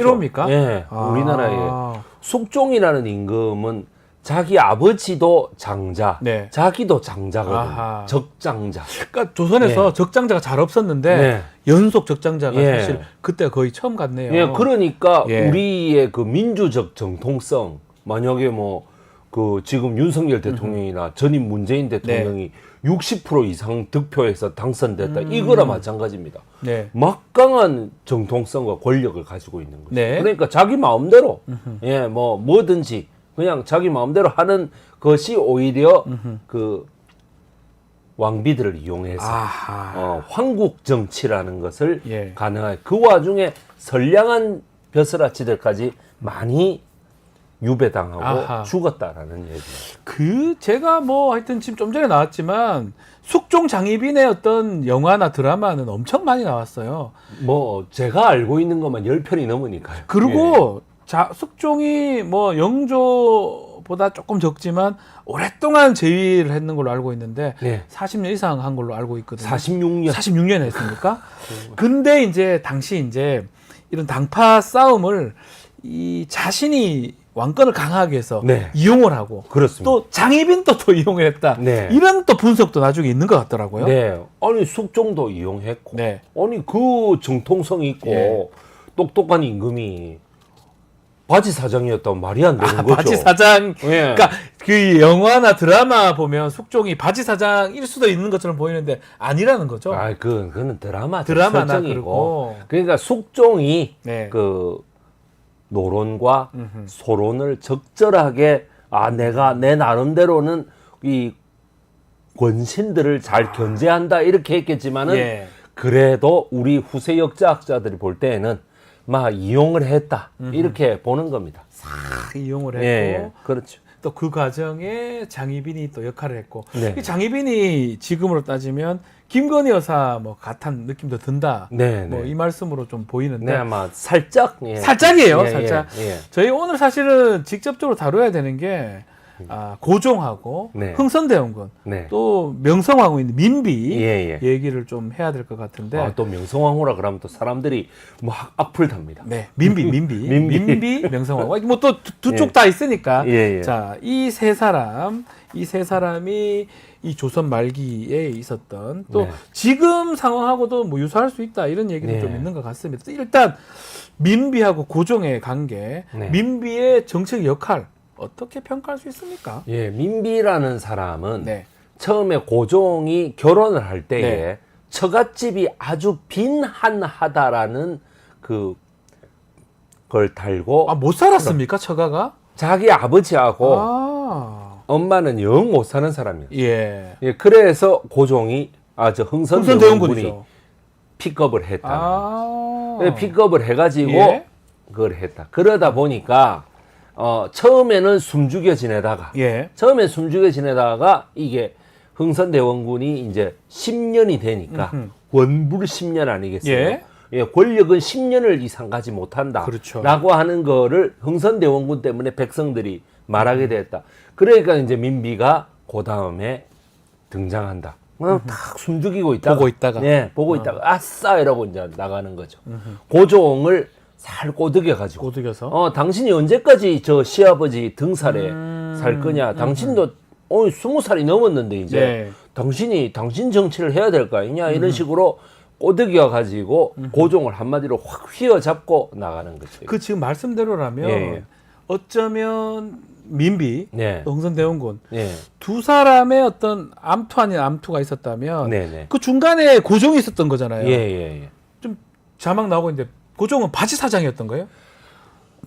참 일국의 황제를 제가 이렇게 얘기하기가 그 좀 당시하고 그렇습니다만은 시기상 계속 다르니까. 그러나 예. 제가 봤을 때는 역사학자로서 감히 냉정하게 평가하자면은 바지 사장이 바지 맞습니다. 사장이 맞고. 예, 맞습니다. 예. 네. 그러면 그 중간 그 사이에서 네. 어떤 역할을 좀 했습니까? 그냥 가만히 있었어요?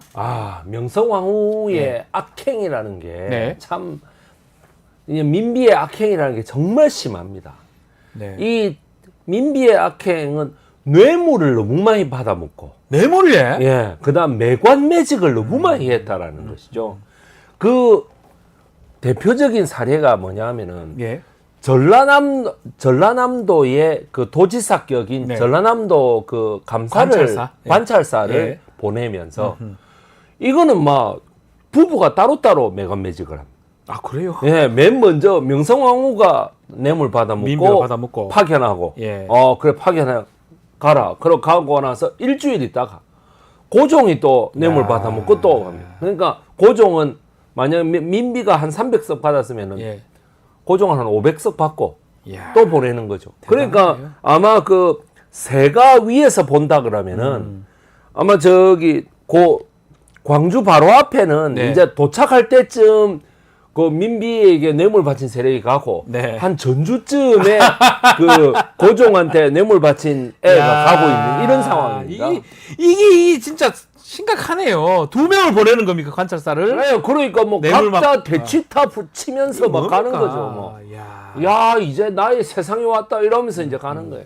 나라가 정말 잘못될라 하니까. 그러니까 탐관 오리인 네. 그 뭐야 말 그대로 조병갑이를 네. 거기 보내가지고 예.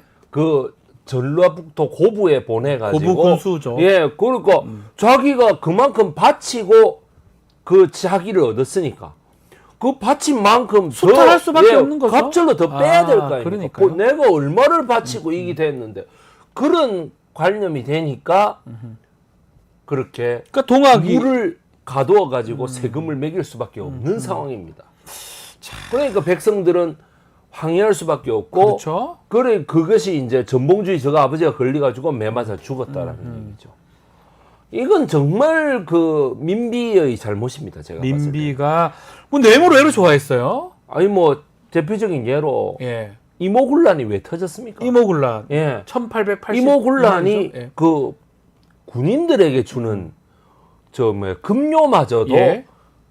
빼먹고. 예 빼먹고 모래 채워가지고 주고 하다 보니까 군인들이 열받아가지고 네. 나 더 이상 못 참겠다 이래가지고 신식 군대하고 이런 거 다 쳤던 거 아닙니까? 네. 그렇게 해서 자기가 그 등에 업혀가지고 장호원으로 도망갔더니 네.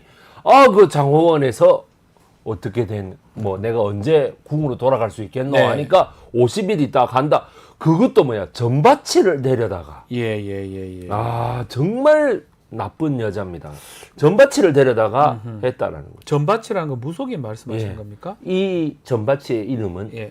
진짜로 영험한 무당이라고 하는 진령군이 진령군. 예. 이 진령군이 이제 얘기를 이제 하셨으니까 네.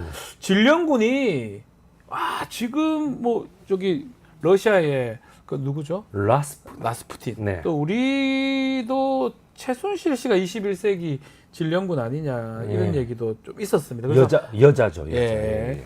자, 민비에게 진령군은 어떤 사람이었습니까? 그러면 한마디로 말해서 네. 모든 것이 다 진령군에 의해서 결정이 된다. 와. 그냥 뭐 이 벼슬을 이 사람한테 줘야 되겠느냐. 그럼 말 그대로 관상을 보는 거죠. 네. 뒤에 숨어가지고. 그 다음에 국가의 대소사를 할 때 구슬하고 점을 친다. 이게 무슨 전환시대의 뭐 갑골문자도 아니고 말이죠. 요게 조선 후기입니다. 1880년대. 아니 여러분 지금 고작 한 140년 전, 얼마 안 130년 전, 얼마 안 됐어요. 150년도 안 된 역사예요. 요거 점 보고 이렇게 점 딱 보고 이렇게 예. 딱 정책을 한다는 거잖아요. 더군다나 자기 아들이 예. 몸이 약해. 몸이 약해. 순종이 아닙니까? 순종. 네. 순종이 몸이 약해요. 예. 그러니까는 이 뻑하면 알아눕고 설사하고 장티푸스 걸린단 말이죠. 그러니까는 어떻게 해야 되느냐라고 얘기를 하니까 세상에 처방을 뭐라고 내놓는지 어떻게 아십니까? 내렸습니까? 진령군이? 금강산이 12,000봉인데 12,000봉 아닙니까? 금강산 찾아가자 12,000번. 예. 12,000봉이라는 숫자도 이거 진령군 때문에 나온 숫자입니다. 이게. 진령군에게 12,000봉이 있다라는 얘기를 듣니까 봉우리 한 개당 곡식 2석을 바쳐야 된다. 뭐 쓸데없는 짓을. 예. 그 다음에 금 화폐로 한 꾸러미씩을 한 봉우리에 바쳐야 된다. 쓸데없는 짓을. 예. 실제로 근데 그렇게 합니까? 예, 합니다. 야, 대단하다. 백성들은 지금 쌀이 없어가지고 야. 갑오 농민전쟁이 일어날 판인데 왕비라는 여자는 12,000봉에다가 한 봉우리당 곡식 2석 그 다음에 네. 그 동전 한 립씩 아니 한 꾸러미씩 갖다 바치고 있으니 네. 이게 나라가 되겠습니까 이게? 야. 그거를 옆에서 보고 있는 고종은 어떻게 되겠습니까? 고종에게 한 벼슬아치가 네. 놀랍게도 사관원이 그런 거 하라고 사관원이 있는 거예요. 그런 거 건의하고 예. 이렇게 탄핵하고 예, 상소하잖아요. 사관원이 이거 안 된다. 예. 이거 똑바로 잡아야 된다. 저 여자를 궁 밖으로 쫓아내야 된다라고 얘기를 하니까 예. 뭐라 그랬게요? 저놈에게 곤장 100대를 치고 100세 맞으면 죽는 거 아닙니까? 저기 저 제주도 앞바다에 있는 추자도로 귀양을 보내라. 유배 보냈군요. 나는 너무나 억울하게 글만은 100대를 맞고 글말 아니요. 네. 옳은 말 했던 그 예. 사관은 예. 네. 그래가지고 예. 100대를 맞고 네. 유배를 가버린 거예요. 하는 상황이었군요. 그 뒤로는 그 사람은 어떻게 됐는지도 모르겠고 그 사람의 후손도 어떻게 됐는지 모르겠어요. 그러니까 예. 제대로 어떤 간언을 하게 되면 오히려 불이익을 받으니까 아무도 간언을 못 하는 거죠. 아무도 간언을 못하고 예. 딱 이러고 있다가 예. 그때 갑오 농민전쟁 이후에 네. 바로 벌어진 게 뭡니까?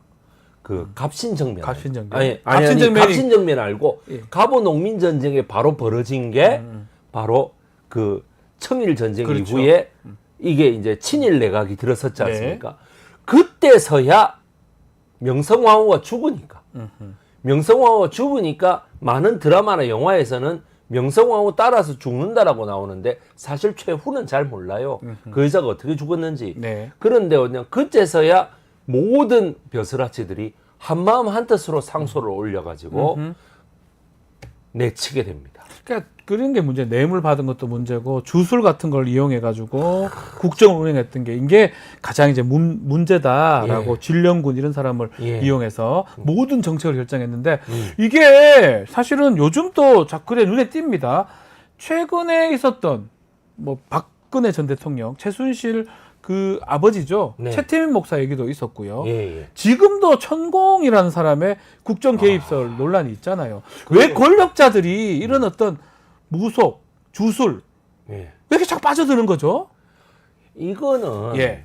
제가 봤을 때는 전에 다른 팟캐스트 보니까 네. 뭐 검찰 출신 고위 관계자들이 모 점집에 가서 네. 내가 국회의원을 한 자리 하고 싶은데 아하. 혹은 장관 한 자리 하고 싶은데 혹은 대선에 출마하고 싶은데 뭐 할 수 있겠냐 예. 이런 식으로 묻고 또 복채도 내고 그런다는 얘기를 봤습니다. 예.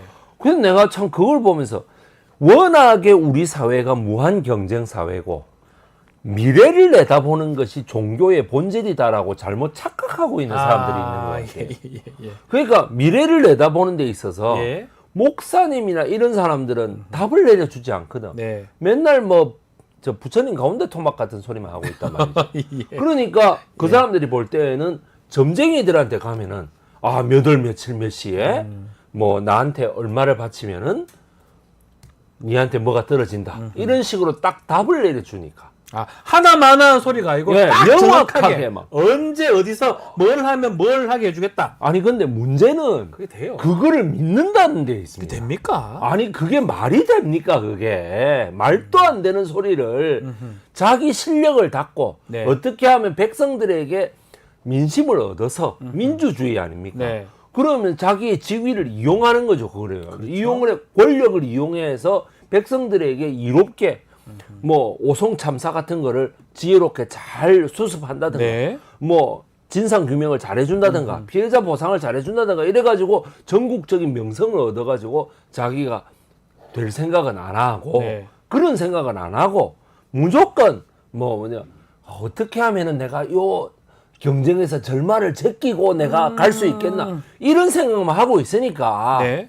뭐 누구 말 맞다나 야 조국이 대통령 되는 거나 물어봐 뭐 이런 거 말이죠. 요거 녹음 자료 있죠. 예. 네. 이건 녹음 자료 있으니까 하는 네, 소리. 예. 조 되는 거나 물어봐. 막 그런 식으로 얘기하고 말이죠. 아니 그런 거 왜 물어봅니까 예. 그 사람한테? 예. 그러면 역술인한테 물어봤다는 거잖아요. 네. 그러니까는 또 안 되는 짓거리를 백성의 말을 듣고 시민의 권력이 하나님이라는 말을 믿어야 되는데 네. 그게 아니고 나의 하나님은 손바닥에 새긴 왕자다 이러고 앉아 있으면은 이제 이런 일이 아니 벌어진다. 근데 예전에 네. 예를 들어서 뭐 지금 진령군 네, 뭐 140년 전이라 했지만 그래도 조선시대 아닙니까? 봉건 왕국. 네, 지금은 민주국가 시대 아닙니까? 예. 그런데도 자꾸 이렇게 이런 권력에 빠지기도 하고 네, 또 국정농 그런 사람들이 국정농단을 하기도 하잖아요. 네, 네. 그때는 그럴 수 있다 하지만 지금 이런 일이 난다는 건 어떻게 봐야 됩니까? 그때하고 지금하고 예. 사회자님, 참 비극입니다만 네. 지배 세력은 똑같습니다. 어떤 얘기입니까, 그게? 지배 세력은 예. 노론 벽파가 중심이 되는 갑오 농민 전쟁으로 사람들이 못 살겠다, 내 말을 들어달라라고 반란을 일으킨 데는 게틀링 기관총을 막 쏘고, 네. 예, 오히려 경복궁을 범궐하러 들어오는 일본군에게는 게틀링 기관총을 못 쏘는, 경복궁이 상한다고, 부서진다고, 네. 못 쏘는 이런 사람들이 지금도 그대로 있다. 그 후손들이 그대로 있다. 지금 말씀하시는 예. 거는 동학 농민 전쟁에서 어디 우금치 전투. 전투인데 사실 예. 학살이죠. 예, 예. 그 우금치. 기관총입니다. 게틀링 예, 기관총. 대학살. 예, 예. 그걸로 그냥 갈았죠. 총알 갈아서 예. 우리 농민들이야 뭐 이런 낫이나 이런 거 들고 왔었는데 예, 예. 그냥 학살 당한 거잖아요. 학살당한 거. 예. 그렇게 죽였던 집권 세력이 노론이었다는 거죠. 예, 예. 그 노론이 지금까지 있다는 겁니까? 예, 그러니까 그 사람들이 일제에 협력해서 노론들이요? 예, 일제에 협력해서 상당한 고위층을 형성하고 있다. 네. 뭐 중추원 참의 네. 이런 거 한 300~400명씩 뽑았거든요. 그럼 전국적으로 그래 뽑아가지고 있다가 해방 이후에는 네. 이승만 정부에 붙어가지고 네. 또 이승만 정부에 붙어가지고 있다가 박정희 정부에 붙어가지고 있다가 아하. 이런 식으로 계속 해가지고 이 세력들이 오기 때문에 이 세력들은 예. 백성들에 대한 일종의 불안감을 가지고 있을 수밖에 없습니다. 음. 그 불안감을 예. 해소하기 위해서는 아무나 출세 못 시킨다든지, 뭐 아무에게나 권력을 못 준다든지, 네. 뭐 어쩌다가 개천에 소용이 한 마리 나오면은 합법적인 권력을 이용해서 사법 살인을 해버린다든지, 네. 이런 식으로 해가지고 계속해서 핍박해오고 지금까지도 계속 검찰권을 이용해서 민주당 인사들을 또 정의당 인사들을 혹은 진보당 인사들을 핍박하고 있지 않습니까? 그게 노론부터 시작됐다고 보는 네, 겁니까? 저는 이제 제 역사의 그거는 뭐냐 하면은 네. 조선 영조조의 예. 사도세자가 1762년에 그 7월 뭐 조금 전에 뭐 7월 5일경에 뒤주에 들어가면서 네. 이모 화변이 되면서 예. 이른바 소론과 노론의 대결에서 소론이 일방적으로 그 져버렸던 사도세자가 것이 소론 쪽이잖아요. 예, 그렇죠? 예. 예. 일방적으로 져버렸던 그때부터 것이 지금 지금까지 계속 내려져 오고 있다라고 저는 생각하고 있습니다. 노론이 계속적으로 집권을 하고 그 집권이 아니죠. 뭐 어쨌든 기회주의를 발휘해 가지고 네네. 여기 붙어 있고 저기 붙어 있고 지금까지 되어 있기 때문에 네. 또 그런 사람들이 권력을 유지하기 위해서 네. 반복되는 것이다라고 하는데 그럼에도 불구하고 이런 어떤 국정농단 네. 하무 11홍 아니냐 이런 얘기도 있습니다. 네. 역사적 교훈도 한번 말씀 주시면 좋을 것 같아요. 이게 화무 11홍입니다. 우리나라에서 많은 사람들이 저 지배층의 어떤 그 폭압적인 이런 것이 계속 반복되기 때문에 네. 저항해봤자 소용없는 거 아니냐. 차라리 그냥 이쪽에 붙어 있는 게 나은 거 아니냐. 그렇지 않습니다. 네. 우리는 이 사람들의 대응을 해서 많은 개혁을 이루어냈습니다. 네. 그리고 경제 발전도 이루어냈습니다. 네. 그 다음에 인권의 발전도 이루어냈습니다. 그렇기 때문에 뭐냐 하면은 계속해서 우리도 저항하면 되는 겁니다. 네. 이쪽도 저항을 하고 저쪽도 저항을 하고 이런 식으로 해서 이쪽을 조금씩 바꿔나가면 된다고 생각합니다. 네. 자, 유건희 님이 우리 백이성 역사학자님 멋지다. 그리고 이런 유튜브 방송 너무 좋습니다. 라고 소니님은 진령군이 우리 천공님하고 비슷하다 이런 얘기를 근데 저희가 그렇다는 건 아닙니다. 예, 제가 뭐 그 말까지는 안 했습니다. 하신 적이 없고요. 네, 알겠습니다. 어쨌든 시청자분들 네. 제가 감히 못하는 말을 네. 이렇게 그 댓글로 적어주시면 정말 감사합니다. 네. 자, 이종영님은 건불 10년, 화무 예. 11홍이라는 예. 말씀을 주셨습니다. 건불- 10년을 갈 수가 없어요. 뭐 건불 10년이라기보다 3년도 너무 길다. 건불 예, 2년, 예, 예, 건불 그렇습니다. 3년. 예. 알겠습니다. 예. 자, 오늘 첫 시간 시사 역발상 했는데요. 우리 어땠습니까? 네. 네, 저 시사의 가장 중심되는 인물이나 사건을 혹시 역사에는 비슷한 것이 네. 없는가? 동서고금의 역사, 우리 한국사만은 아닙니다. 네. 동서고금의 역사를 통해서 보는 이러한 시간이야말로 반드시 역사라고 하는 것이 오늘날의 그 교양인들이 꼭 알아야 될, 네. 깨시민들이 꼭 알아야 될 이런 그 필수 교양이다라고 하는 점을 일깨워 준다라는 거에 있어서 네. 꼭 필요한 시간이다 이렇게 생각합니다. 알겠습니다. 자, 네. 오늘 말씀은 여기까지 듣도록 하겠습니다. 네. 백이섭 역사 크리에이터와 함께했습니다. 감사합니다. 감사합니다. 자, 방송 이제 마쳐야 되는데 마치기 전에 안내 말씀 좀 드리겠습니다. 7월 20일 공개 방송 진행을 합니다. 지난 6월에 부득이한 사정으로 불발된 아쉬움을 담아서 정석껏 준비했습니다. 자, 화면에 나오는 QR코드, 라이브 채팅창 상단 고정글, 커뮤니티 통해서 참여하실 수가 있으니까요. 많은 참여, 또 많은 신청 부탁드리겠습니다. 내일은 최진봉 교수님의 수 있는 남자, 김철근, 현근택 두 사람이 이끄는 이슈 화합이 준비되어 있으니까요. 내일도 채널 고정 부탁드리겠습니다. 자, 이어서 뉴스 인사 프라임 진행이 되니까요. 오늘은 서초의 봄이 준비되어 있습니다. 더 재밌고 은밀한 얘기 지금부터니까 어디 가지 마시고요. 조금만 기다려 주시기 바랍니다. 혹시 구독 못하신 분 지금 구독하고 혜택도 받아보시기 바랍니다. 잠시 뒤에 뵙겠습니다.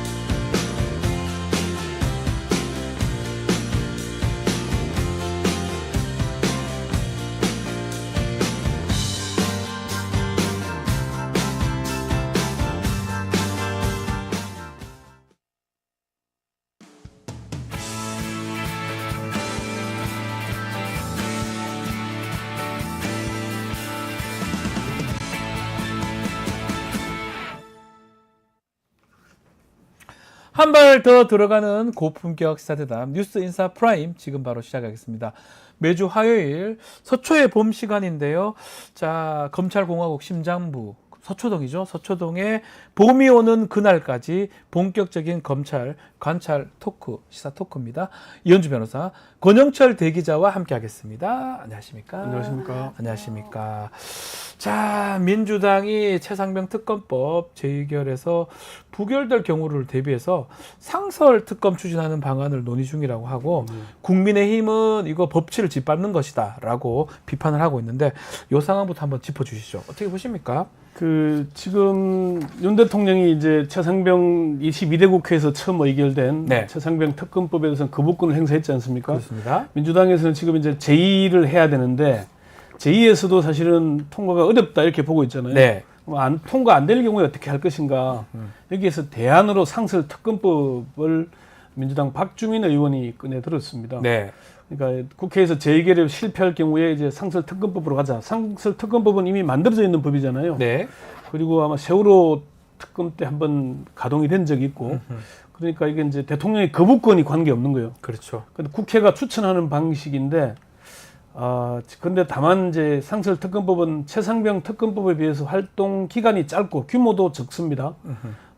그리고 특검 후보 추천위원회가 7명을 구성하게 됐는데, 7명이 특정 정당에 좌지우지되지는 않도록 구성이 돼 있어요.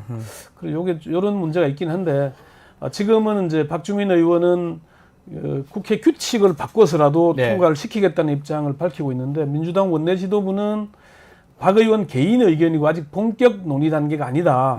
아직은 표결 절차가 남아 있고 부결되더라도 여당이 지금 한동훈 후보가 특검 제3자 추천 대안을 얘기하고 있잖아요. 예. 그러면은 아직 그걸 지켜봐야 되니까 나중에 쓸 수 있는 카드지만은 현재는 논의 중인 건 아니다 이렇게 네. 좀 선을 긋고 있긴 합니다. 자, 이현주 변호사님, 이 상설 특검은 어떻게 보십니까? 이게 지금 특별검사 임명 등에 관한 법률, 현재 네.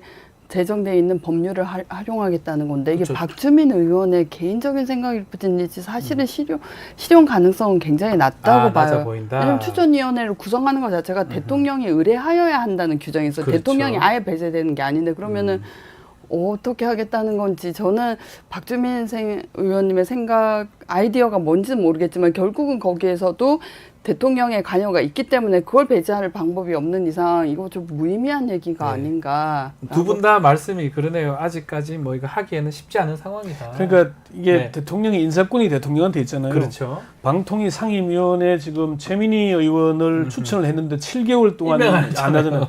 대통령이 온갖 핑계를 대면서 임명을 안 하면은 그러면 이 특별검사도 임명 안 하면은 그냥 원하는 사람 올 때까지 임명 안 하면 그만인 거잖아요. 그 무산되는 거죠, 그러니까. 알겠습니다. 자, 국민의힘이 최상병 특검법 통과 이거 자체가 정쟁 위한 수단이다.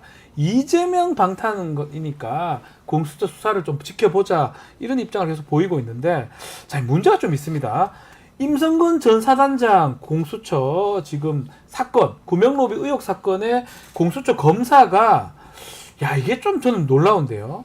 과거 도이치모터스 공범 이종호 씨의 변호사였던 걸로 드러나는데 이건 좀 충격적이지 않습니까? 이러면 수사가 제대로 될 수가 있나요? 저도 이해가 잘 안 되는데요. 예?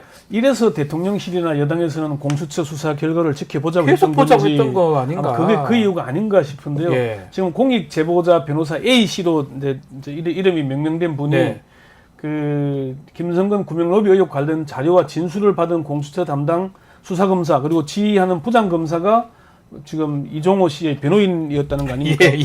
근데 이 김종대 전 정의당 의원은 이들에 대해서 두 명이 같이 서울중앙지검 출신이고 같은 또 법무법인 출신이라면서요. 야, 같은 법무법인요. 그리고 그 부장은 대검 중수과장까지 했는데 윤석열 대통령이 검사로 있을 때 그 아래에서 근무도 했고 엮이는 게 한두 가지가 아니다. 공익 제보자가 이 사실을 언제 인지했느냐는 며칠이 지나서 인지했잖아요. 근데 그러면 이 두 사람이 이종호 씨에 대해서 변론을 했는데 이게 관련돼 있다는 몰랐을까요? 알면서도 회피하지 않았다는 게 이게 참 충격적인 사실. 참 법조인들이 요즘 이렇게 이 정도인가요? 야 저는 좀 충격적이고 저라면요. 뭐 제가 뭐 또 검사를 새로 할 일은 없겠지만 당연히 안 해야 되는 거 아닙니까? 이게 뭡니까? 그렇죠. 이게 하는 게 맞아요, 이게? 밝혀진 경위도 자발적으로 본인이 손든 게 아니었어요. 그렇죠. 그러니까 7월 4일 날 공익 제보가 있었고 김기현 제보자, 공익 제보자. 6월 26일 공익 제보. 제보자는 이미 그 조사를 받았는데 그 후 다른 법조인에게 제보를 받게 됐다고 해요. 박정훈 대령이. 아, 이 사람이 이런 전력이 있다. 그래서 확인을 해보기 위해서 법원 행정처에는 이제 판결들이 있고 변호사 선임 관계가 기록이 돼 있으니까 문의를 해보니까 그 제보가 정확했다는 거예요. 이렇게 해서 알게 되면 본인이 손들고 나온 것도 아니거든요. 그렇죠. 그러면은 이게 안 밝혀졌으면 계속 했을 건가라는 의문이 들면서 그리고 또 특히나 그 부장검사가 차장 직무 대행이었잖아요. 그러니까요. 사건 배당을 했잖아요. 그 배당을 그 검사한테 한 거잖아요. 알면서 했다는 얘기거든요, 이거는. 아니 그러니까 계속 나왔던 얘기가 뭐냐면 사부에서는 열심히 하고 있는데 어떤 쪽에서 계속 뭔가 딱딱 막힌다 이런 얘기가 계속 있었거든요. 그렇죠. 수사가. 이게 사실은 연결하려고 하는 게 아니고 이종호의 변호사가 검사를 하고 있고 일을 맡고 있고 지휘를 하고 있다면 이게 제대로 될 일이 없잖아요, 상식적으로. 그러니까 그 배당을 한 부장검사가 차장 대직무 대행이고 검사가 같은 법무법인까지 있었는데 이거를 모를 리가 없잖아요. 그래서 김종대 전 의원은 이게 우연적으로 절대 이런 일이 일어날 수 없다. 절대 안 됩니다. 이현주 변호사님 검사하면서 이런 일이 일어날 수 절대 있어요? 안 됩니다. 이게 사실은 제가 변호사를 하고 있지만 변호사를 하면 담당 의뢰인의 고소인, 피고소인은 싹 다 알고 있고요. 몇 번을 봅니까? 그걸 알아야 가서 변론을 일을 하죠. 그래 당연히 그 사람하고 대화를 몇 번을 하겠습니까? 설사 안 한다 하더라도 그 사건 당연히 알고 있고요. 이게 돌았다고 하면 회피하든가 해야죠. 이걸 어떻게 합니까? 그걸 빠져야죠. 당연히 빠져야 되는데 본인이 개입해서 담당자 지정해주고 글쎄요. 공수처가 자꾸 해명을 하긴 하지만 야권에서는 당연히 이게 수사에 영향을 줬을 것이다. 의혹을 제기할 수밖에 없을 것 같아요. 야권에서는 당장 특검으로 모든 것을 밝혀야 한다는 얘기를 할 수밖에 없고요. 공수처가 일단은 어제 이제 부장과 그 검사를 직무 배제했어요. 그리고 뭐 검사는 부서 이동까지 시키긴 했는데 이게 결국은 적절한 조치이긴 하지만은 사후 약방문 아니겠습니까? 그렇죠. 이제껏 했던 거는 뭡니까? 그리고 그 정보를 공익 제보자의 조사를 배도했던 사람 검사가 조사를 다 받았는데 자료 다 받았고 이미 다 알려진 다음에 배제하면 무슨 의미가 있습니까? 그래서 제보자를 10시간 조사를 하고 했잖아요. 그다음에 제보자가 돌아가서 다른 법조인의 제보를 통해서 확인을 하고 뭐 한 며칠 걸려서 이제 이 사람이 결국은 이제 뭐 그렇죠. 사건에서 물러나게 된 거, 손을 떼게 된 거니까 이건 경위상 그 참 부적절하다고 말할 수밖에 없죠. 왜 이런 식으로 자꾸 하는지 모르겠어요. 그러니까 이게 처음에 이종호 네. 씨가 이제 단톡방 5명이 들어가 있는 네. 단톡방이 공개되면서 이종호 씨 존재가 드러났잖아요. 멋쟁 해병. 그게 네. 6월 26일이에요. 네. 그리고 그 공익 제보를 한 게 7월 1일이고 그럼 7월 4일 날 조사를 받아요. 네. 그럼 이게 벌써 한 9일 정도 되잖아요. 이 기간 내에 그러면은 아까 말씀하신 대로 검사나 변호인은 내용 파악이 안 되면은 조사가 안 되고 변론이 안 되잖아요. 절대 안 되죠. 네. 그러면은 회피하지 않았다는 거는 말이 안 됩니다. 의도성이 있는 건 이거는 아닌가요? 저는 사실 이런 거는 네. 저도 법조인이지만 뭐 이현주 변호사 계시지만 이거는 법조인의 양심 관련된 거예요. 가장 조심스러운 부분이 뭐냐면 변호사라면 쌍방 대리, 자기 대리 이런 거 하면 안 되거든요. 안 되죠. 똑같은 거예요, 사실은. 맞던 사건에 대해서 반대편 가서 한다는 게 말이 됩니까? 안 되죠. 하지를 말든가. 걱정되면 아예 그냥 공수처 가지를 말든가. 갔다면 당연히 회피를 해야죠. 이걸 왜 합니까? 지금 이제 민주당은 이들 검사들을 국회 상임위에 출석시켜서 저는 문제된 일단 해난 질의를 하겠다거나 뭐 이렇게 그리고 지금 통신 기록 아직 조사도 안 했다 그러니까 그러고 이러니까 누가 믿습니까? 수사를 제대로 할 거라고 누가 믿습니까? 검찰이 제대로 수사할 것 같으면 이미 이종호 씨에 대해서 압수수색하고 핸드폰 했었어야죠. 압수했어야죠. 아직 아무것도 안 하고 있거든요. 그러니까 이러면 아무도 못 믿는 거예요. 이거 뭘 하든지 간에 봐주려고 하는 거 아니냐. 지가 변호하는 사람을 수사한다는 게 말이 됩니까 이게? 결국은 특검으로 갈 수밖에 없는 그러니까요. 구조, 딱 그렇게 만드는 거잖아요. 설명이 그렇게 되는 건데 이게 사실은 계속 변명만 하고 저도 이렇게 꼬리 자르기 하고 해도 되는 건지 모르겠어요. 게다가 네. 이 금융범죄는 사실 수임료의 단위가 다르거든요. 다릅니다. 예. 어마어마합니다. 몇 억, 이거는. 몇십억이 되는 사건이죠. 뭐 짜잘한. 그러니까 돈이나 벌지 뭐하러 그걸 가요 그러면. 그러니까 이종호한테 굉장히 거액의 저는 보수를 이해가 안 돼요. 받았을 거란 전 진짜 얘기죠. 이해가 안 돼요. 그러면 그 관계에서 좀 더 아시지 않아요? 아니 우리가 알잖아요. 네, 어마어마한 돈을 받았을 거고 공수처 돈은 얼마 안 될 거 아닙니까? 그러면 거기서 돈이나 벌지 뭐하러 공수처를 갑니까? 제가 화가 나네요. 같은 법조인 얘기니까 네. 당연히 해야 되고 사법연수에서 그럼 다 배우잖아요. 하지 말라고. 그래서 변호사의 그 사건에 대한 충실도와 의뢰인에 대한 충성심은 보수에게서 보수에게 나오는 거. 저도 그럼 마찬가지로. 이종호에 대한 그 마찬가지입니다. 충심의 마음은 여전히 남아 있을 거라고 저는 변호사로서 생각합니다. 저는 뭐 이런 말을 그렇지만 저는 외국어도 배웁니다. 필요하면 돈만 주면 브라질어도 하고 포르투갈어도 다 배웁니다. 브라질 포르투갈어 죄송해요. 그게 필요하다고 하는데 그게 돈하고 관련되기 때문에 변호사는 그러면 공직에 가지 말아야 되는 거예요. 네, 공직은 안 해야죠. 갔다면 그건 당연히 피해야 되는 거고 제가 조금 화를 내는 게 너무나 당연한 거 같은 법조인이니까 이런 얘기를 하는 겁니다. 그럼 회피해야죠. 네, 그거. 당연히 회피해야 되죠. 자, 계속해서 다음 이슈 좀 넘어가 보겠습니다. 윤석열 대통령 명예훼손 사건, 이 수사 중인 검찰이 뉴스타파 기자를 상대로 또 불법 압수수색을 강행했는데, 야, 참 대기자님 이것도 상황 좀 말씀 좀 해주셔야 될 것 같습니다. 이게 이제 지금 벌어진 일은 아닌데요. 네. 이미 그 전에 처음에 지난해 9월에 수사를 하면서 들어갈 때인데 취재 노트북과 컴퓨터는 압수 네. 대상이 아니었어요. 그런데 이걸 무단으로 열어서 기기에 저장된 정보를 뒤졌습니다. 네. 그리고 또 뭐 이 복사해서 갔고요. 이렇게 하는 게 말이 안 되는 거 아닙니까? 지난번에도 우리가 이런 일이 있었죠. 그 네. 뉴스버스 이진동 기자의 휴대전화를 압수해가지고 계속 가지고 있었죠. 압수 목록이 아닌 걸 전체를 다 예. 티넷에 업로드한 게 사실 그렇죠. 이진동 네. 기자가 밝혀냈잖아요. 아니 지금 불법을 수사하는 검찰이 불법을 하고 있는데 네. 이게 이래도 되는 겁니까 사실은? 이거는 불법 압수수색이라고 봐야 되는 거 아니에요? 어떻게 보십니까, 연주 대기자, 연주 변호사님? 네. 근데 검사들의 생각은 그 뭐 목적이 수단을 정당화한다 이게 지배적인 생각이에요. 네. 사실 이런 경우를 검찰 안에서도 많이 봐왔고 압수수색을 고의가 아니더라도 어떻게 뭐 막 들고 왔는데 압수할 대상 물건이 아닌 게 이렇게 섞여 왔는데 뭐 증거 가치가 있다라고 하면은 그거 돌려주겠습니까? 사실 이제 그런 경우 많이 받고 판결에서도 그 위법 수집 증거다라는 판단을 나중에 받기로서니 검찰은 극장식 수사죠. 네. 언론에 흘려서 이 사람을 낙인 찍고 그게 그리고 보도하고 뭐 포토라인에 서서 범죄자인 인상을 다 뿌리고 네. 거기까지가 다 흥행을 하는 거죠. 그 후에 뭐 공판 과정에서 어떤 일이 일어나고 뭐 무죄 판결을 받고 하나도 중요하지 않고 인사에 반영도 되지 않습니다. 네. 사건 평정이라고 하는데요. 무죄를 받으면 벌점을 받죠. 인사에 반영이 안 되고요. 안 되죠. 인사에 반영이 안 되니까 누가 책임지겠습니까? 아무도 책임지지 않으니까 그 후는 사후는 걱정하지 않습니다. 네. 그러니까 이게 당시에 이제 그 한상진 기자, 뉴스타파의 한상진 기자, 봉지욱 기자가 둘이 압수수색 대상인데 네. 한상진 기자 압수수색 때는 노트북하고 압류를 했는데 봉지욱 기자는 이 수사관들이 나가서 이건 노트북은 압수 대상이 아니다라고 제외를 하고 갔어요. 네. 그러니까 이미 수사팀 내에서도 다른 거잖아요. 그리고 검찰이 지금 김건희 여사 때도 그 주장하고 있잖아요. 독수 독과 주장을 네. 하고 있지 않습니까?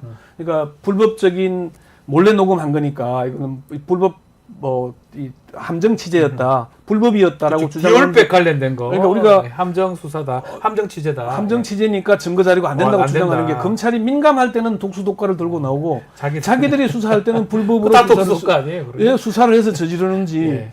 이런 거는 정말 아니 불법을 수사하는 검찰이 불법을 하면은 누가 그걸 믿어주겠습니까? 그러니까요. 이런 건 정말 저도 참. 자, 그래서 검찰의 네. 사건평정위원회라는 위원회라는 게 있습니다. 중요한 사건에 가서 무죄를 받으면 위원들이 뭐 벌점을 하고 어떤 징계를 하고 조치를 하는데 이게 실제로 가동되고 있질 않아요. 그리고 네. 문재인 정부하에서 사건평정을 무죄 라든지 불법 수사가 공판 과정에서 밝혀졌다든지 이걸 인사에 반영하자라고 했는데 그때 검찰가의 반대로 무산이 되죠. 무산이 여전히 됐죠. 그때는 법무부의 비검사라 그러면서 그 검사들을 많이 배제했음에도 검사들의 영향력이 여전히 커서 그러니까 정당한 인사평정 이런 것도 할 수가 없었던 거예요. 네.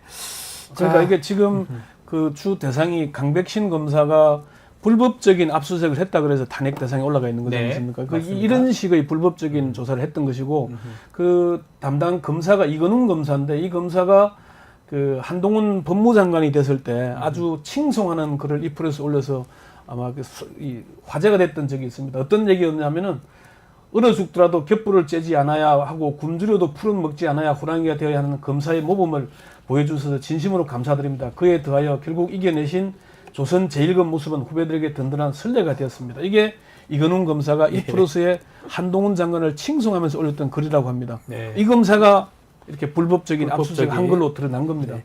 자, 신학님 전 위원장하고 김만배 씨 지금 두 사람 기소가 된 상황입니다.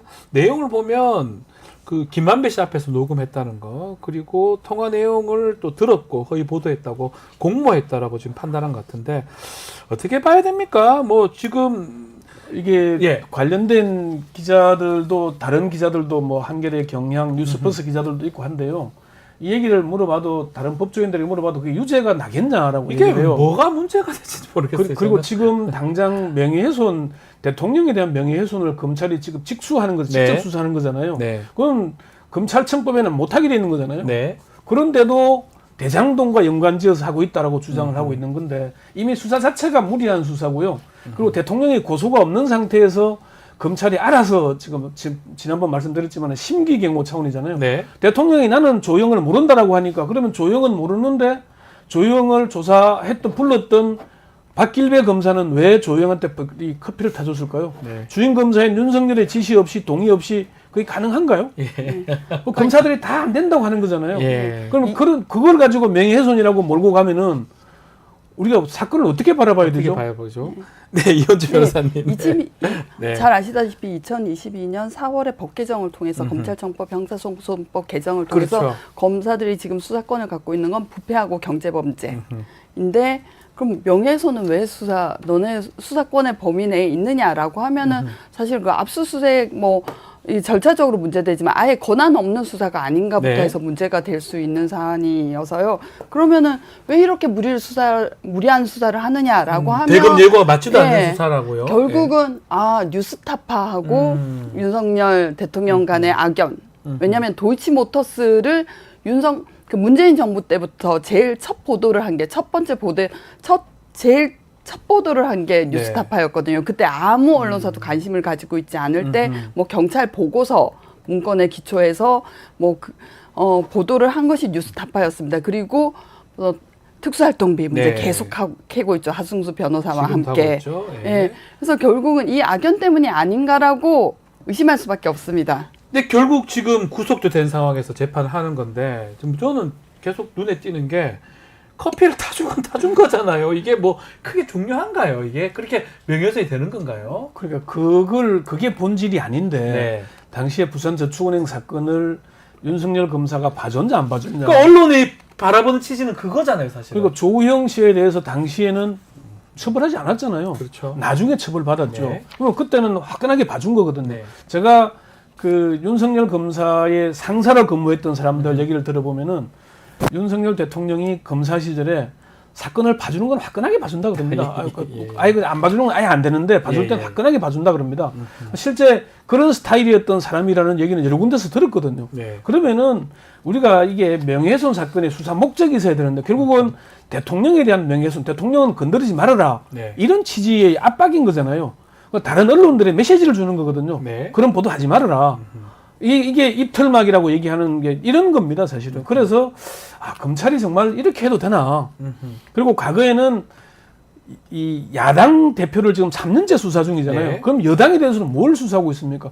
이원석 검찰총장 임기 2년이 다 돼가는데 김건희 여사에 대해서 조사 한 번도 안 했잖아요. 그렇죠. 그리고 주가 조작 혐의에 대해서 총장이 지휘권이 없다고 주장을 하지만은 추미애 장관이 수사 지휘를 할 때는 윤석열 전 총장은 가족이기 때문에 회피해야 된다. 그래서 수사 지휘에서 배제한다고 돼 있거든요. 맞습니다. 그러면은 이원석 총장이 김건희 여사 가족은 아니잖아요. 그 앞에 김호수 총장도 마찬가지고 이 사람들이 다 뭐 이유를 들이대지만은 말이 안 되는 이유를 들이대거든요. 견광부회를 하고 있는 겁니다. 네. 이 사람들이. 그래서 이런 점에서 볼 때 검찰은 좀 정말 정의롭게 검찰이 계속 수사를 할 수 있으려면은 국민들이 볼 때 저 사람들 제대로 한다는 평판을 받아야 되잖아요. 네. 어느 누구의 진영에 편을 들고 있다는 소리를 들으면 안 되는 거 아닙니까? 지금 검찰이 하고 있는 수사가 정말 올바른 건가? 김건희 여사 명품백 하나도 제대로 조사를 못 해가지고 저렇게 시간 끌고 있는데. 자, 명품 얘기 좀 해보죠. 네. 명품백 얘기하지 않을 수 없는데 네. 실물 제출해 달라고 검찰이 요청하니까 지금 실물 줄지 말지 그를 지금 조율 중이다. 대통령실하고 JTBC 보도가 나왔는데 자, JTBC 따르면 현재 공문을 통해서 명품백을 확보하는 방향을 검토하고 있다라고 하는데 명품백 실물을 확보하면 이게 뭐가 달라지는 겁니까? 어떻게 봐야 됩니까? 이게 의미가 있을까 싶습니다. 그러니까 사실 범죄가 받았다는 되는 거 건 아니에요? 다 알고 뭐 영상 기록이 남아 돈 돌려주면 그만이에요? 있는데 뇌물 받고? 저는 이해가 안 되는데. 그 사실은 이제 돌려줬다고 하더라도 자기가 받을 의사로 받았다가 그렇죠. 이렇게 했는데 뭔지 모르고 받았다가 돌려줬는지 이건 다른 상황인데 아무튼 이게 그냥 다른 눈길 돌리기가 아닌가라고 네. 생각할 수밖에 없죠. 그리고 여전히 의문인 것은 어제 뭐 반환 최재형 목사에게 반환하라고 했는데 행정관이 지시했는데 잊어버렸다라는 행정관이 까먹었다. 것도 나오는데 모든 게 앞뒤가 전후 상황이 안 맞죠. 그럼 국가 기록물이라는 얘기는 뭔지 왜 국가 기록물로 지정을 했다가 해제를 한 다음에 돌려주라고 했다는 건지 그럼 그 절차는 남아 있는 건지 아니면은 못 돌려주니까 국가 기록물로 이제 지정했다는 그것도 웃기지 않습니까? 네. 못 돌려줬다는 상황을 인식한 거니까 여전히 돌려줘야 한다고 생각은 하는 건데 이거는 정말 무슨 변명이 계속 그 일관성이 없으니까요. 전에 내가 무슨 변명을 했더라 그거하고 최소한 좀 맞춰서 아기를 맞춰서 이런 생각조차 내가 말하면 너네들은 믿어라는 거밖에 안 된다고 생각합니다.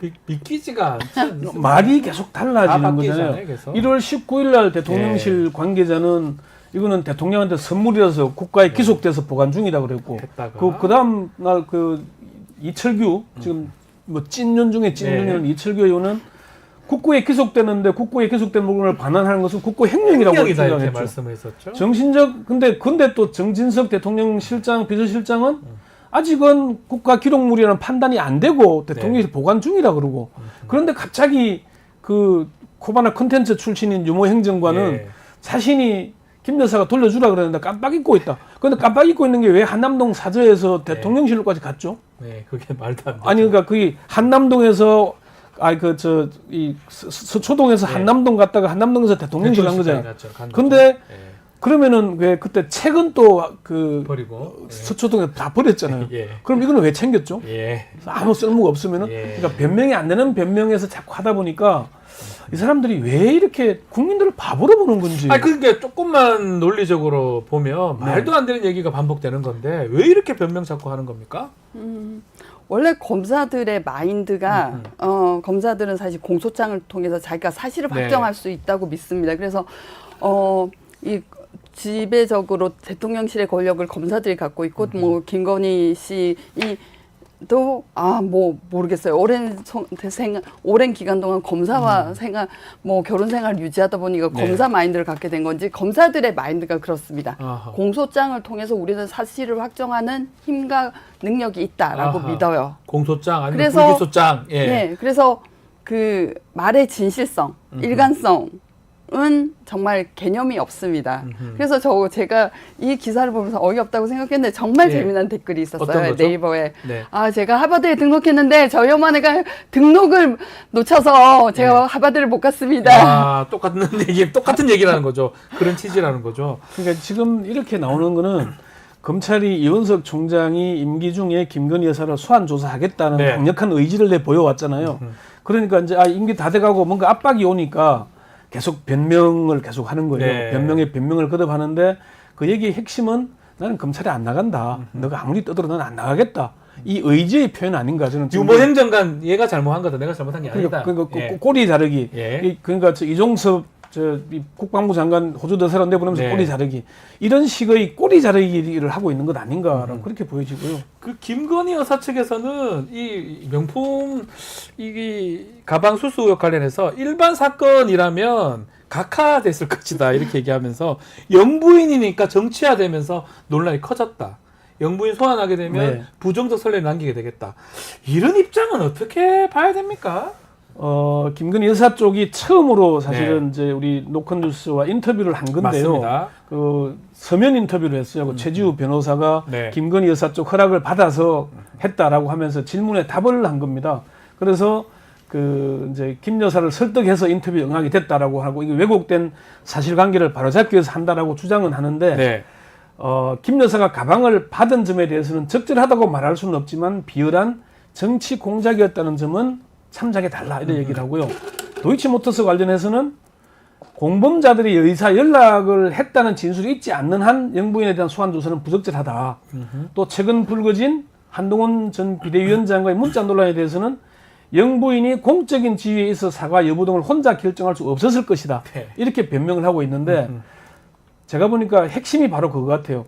검찰에서 소환 조사를 요구한다면 이 응하실 생각이 있냐니까 개인적인 의견임을 전제로 말씀드리면은 처벌 규정이 존재하지 않는 사건에서 현직 영부인을 소환하는 것은 부적절하다고 판단된다. 일반 사건이었으면 처벌 규정이 존재하지 않아서 별다른 수사 없이 각하 처분되었을 가능성이 큰 사건이다. 네. 이래서 오히려 영부인이라는 이유로 정치화되고 정정화되면서 불필요한 논란이 생기는 측면이 있다.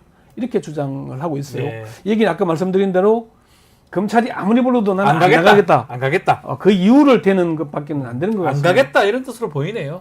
그렇죠. 사실은 이게 뭐 김영란법을 두고 얘기하는 것 같은데 네. 사실 더 수사를 하다 보면 그 맥락 그리고 배경 이런 게 다 밝혀질 테고 저희가 의심하고 있는 거는 최재형 목사가 네. 로버트 김을 국가원로자문위원회에 추천을 했다. 그리고 그 취임식에 초청을 받았다. 그러면은 결국은 알선 수재, 대통령, 공무원의 직무에 관해서 중개 알선을 한 혐의도 있지 네. 않는가라는 건데, 그거는 다 사실 수사는 얼마나 공을 들여서 사실을 파악하느냐인데, 그걸 쌍 맥락을 무시하는 그렇죠. 발언이잖아요. 각하다라는 거. 이게 지금 뭐 이야기 어렵습니다. 사실은 김건희 여사의 핵심은 도이치모터스 주가 조작이잖아요. 그리고 지금까지도 우리가 의심을 가지게 되는 거는 이종호 씨가 그 설계자하고 핵심인데 네. 지금까지도 연락을 했을 가능성이 지금 제기된 거잖아요. 그렇죠. 이종섭 그 최혜병 사건이 터지면서. 녹취 파일도 예, 있죠. 그러면은 예. 이게 김건희 여사에 대한 도이치모터스 주가 조작 혐의에 대해서 조사를 검찰이 분명히 해야 되잖아요. 안 할 수 없는 사건인데 지금은 명품백으로만 축소시키고 나는 안 나가겠다 그러고 이렇게 작전을 짜는 게 눈에 들어오잖아요. 네. 그럼 이대로 간다면은 국민들이 이걸 신뢰하겠습니까? 이 조사 결과를? 상당히 큽니다. 명품백도 있지만 지금 네. 도이치모터스도 아직 안 돼 있고 예. 더 나아가서 최혜병 사건 수사 외압 의혹도 이종호 씨랑 연결고리가 있는 거거든요. 그렇죠. 다 확인해야 되는데 하나도 안 하겠다 이렇게 보이기 때문에 검찰도 결국은 제가 이런 추세로 간다면은 이원석 검찰총장 임기가 이제 2달도 채 안 남았을 텐데 결국 조사도 못하고 끝내지 그럴 않을까. 가능성이 그걸 높다. 하기 위해서 지금 상당히 여론 작업을 나서는 게 아닌가 저는 그렇게 봅니다. 대통령실이 적극적으로 좀 나서는 모양새잖아요. 김건희 네. 여사가 나 못 나간다 그러면 누가 내보내겠습니까? 그렇죠. 윤 대통령이 못 내보내는데 누가 내보내겠습니까? 네. 근데 검사들 사이에서 풍문이 있었어요. 취임식에 초대받지 못한 윤석열의 측근 박영철 검사. 그러니까 박영철 검사가 국정원 댓글 사건에서 같이 징계를 받은 네. 예, 검사하고 또 문재인 정부가 개각했을 때 그쵸 박형철 비서관 예, 그쵸 네. 공직기강 비서관인가요? 반부패 비서관으로 갔었죠. 예. 예. 그런데 취임식에 초청을 못 받아 까였다는 거예요. 그래서 이게 김건희 여사의 힘이다라는 풍문이 돌았었거든요. 네. 밉보였다. 그리고 대통령실을 장악하고 하려는데 그래서 커바나 컨텐츠 사람도 불러가잖아요. 근데 검사 출신이 너무 많이 포진을 하면 자기 영향력이 적게 되니까. 근데 보니까 취임식에 박경철은 초청을 못 받았는데 최재형 목사 초청받았죠. 그리고 VIP석에 네. 도이치모터스 아들, 권오수 회장의 아들이 앉아 있었죠. 네. 그러면 이제 대강 그림이 이것만으로도 취임식 풍경만으로 대강 그림이 보이는 거죠. 정말 네. 대통령실을 지배하는 자는 누구인가에 관해서요. 그러니까 이게 전체적 시각을 봐야 되는데 네. 자꾸 국민의 시선을 좁히고 뭔가의 검찰과 여론전을 지금 하고 있는 거잖아요. 이게 이만큼 그 이원석 총장이 계속 정치적인 발언을 하면서 뭐 특혜도 성역도 뭐 없다고 주장을 했던 이유가 바로 이거 아니겠어요? 그렇죠. 네. 그 얘기는 특혜와 성역과 예외가 있으니까 이원석 총장이 그 말을 한 거거든요. 네. 그래서 지금 정말 이원석 총장 임기 내에 김건희 여사를 소환할 수 있을까 하는 게 저는 그게 가장 궁금증입니다. 지금 쉽지 않을 것이다 이렇게 짚어주셨습니다. 자, 오늘 뉴스 인사 프라임 여기서 마무리를 하겠습니다. 서초회보 권영철 대기자, 이현주 변호사와 함께했습니다. 감사합니다. 수고했습니다. 자, 뉴스 인사 프라임 유튜브 멤버십 회원에게만 우선 제공되고 당일 저녁 일반에게 공개가 됩니다. 멤버십 회원 가입 방법 유튜브 통해서 확인 가능하니까요. 많은 관심 부탁드리겠습니다. 저는 내일 아침 다시 찾아오겠습니다. 감사합니다.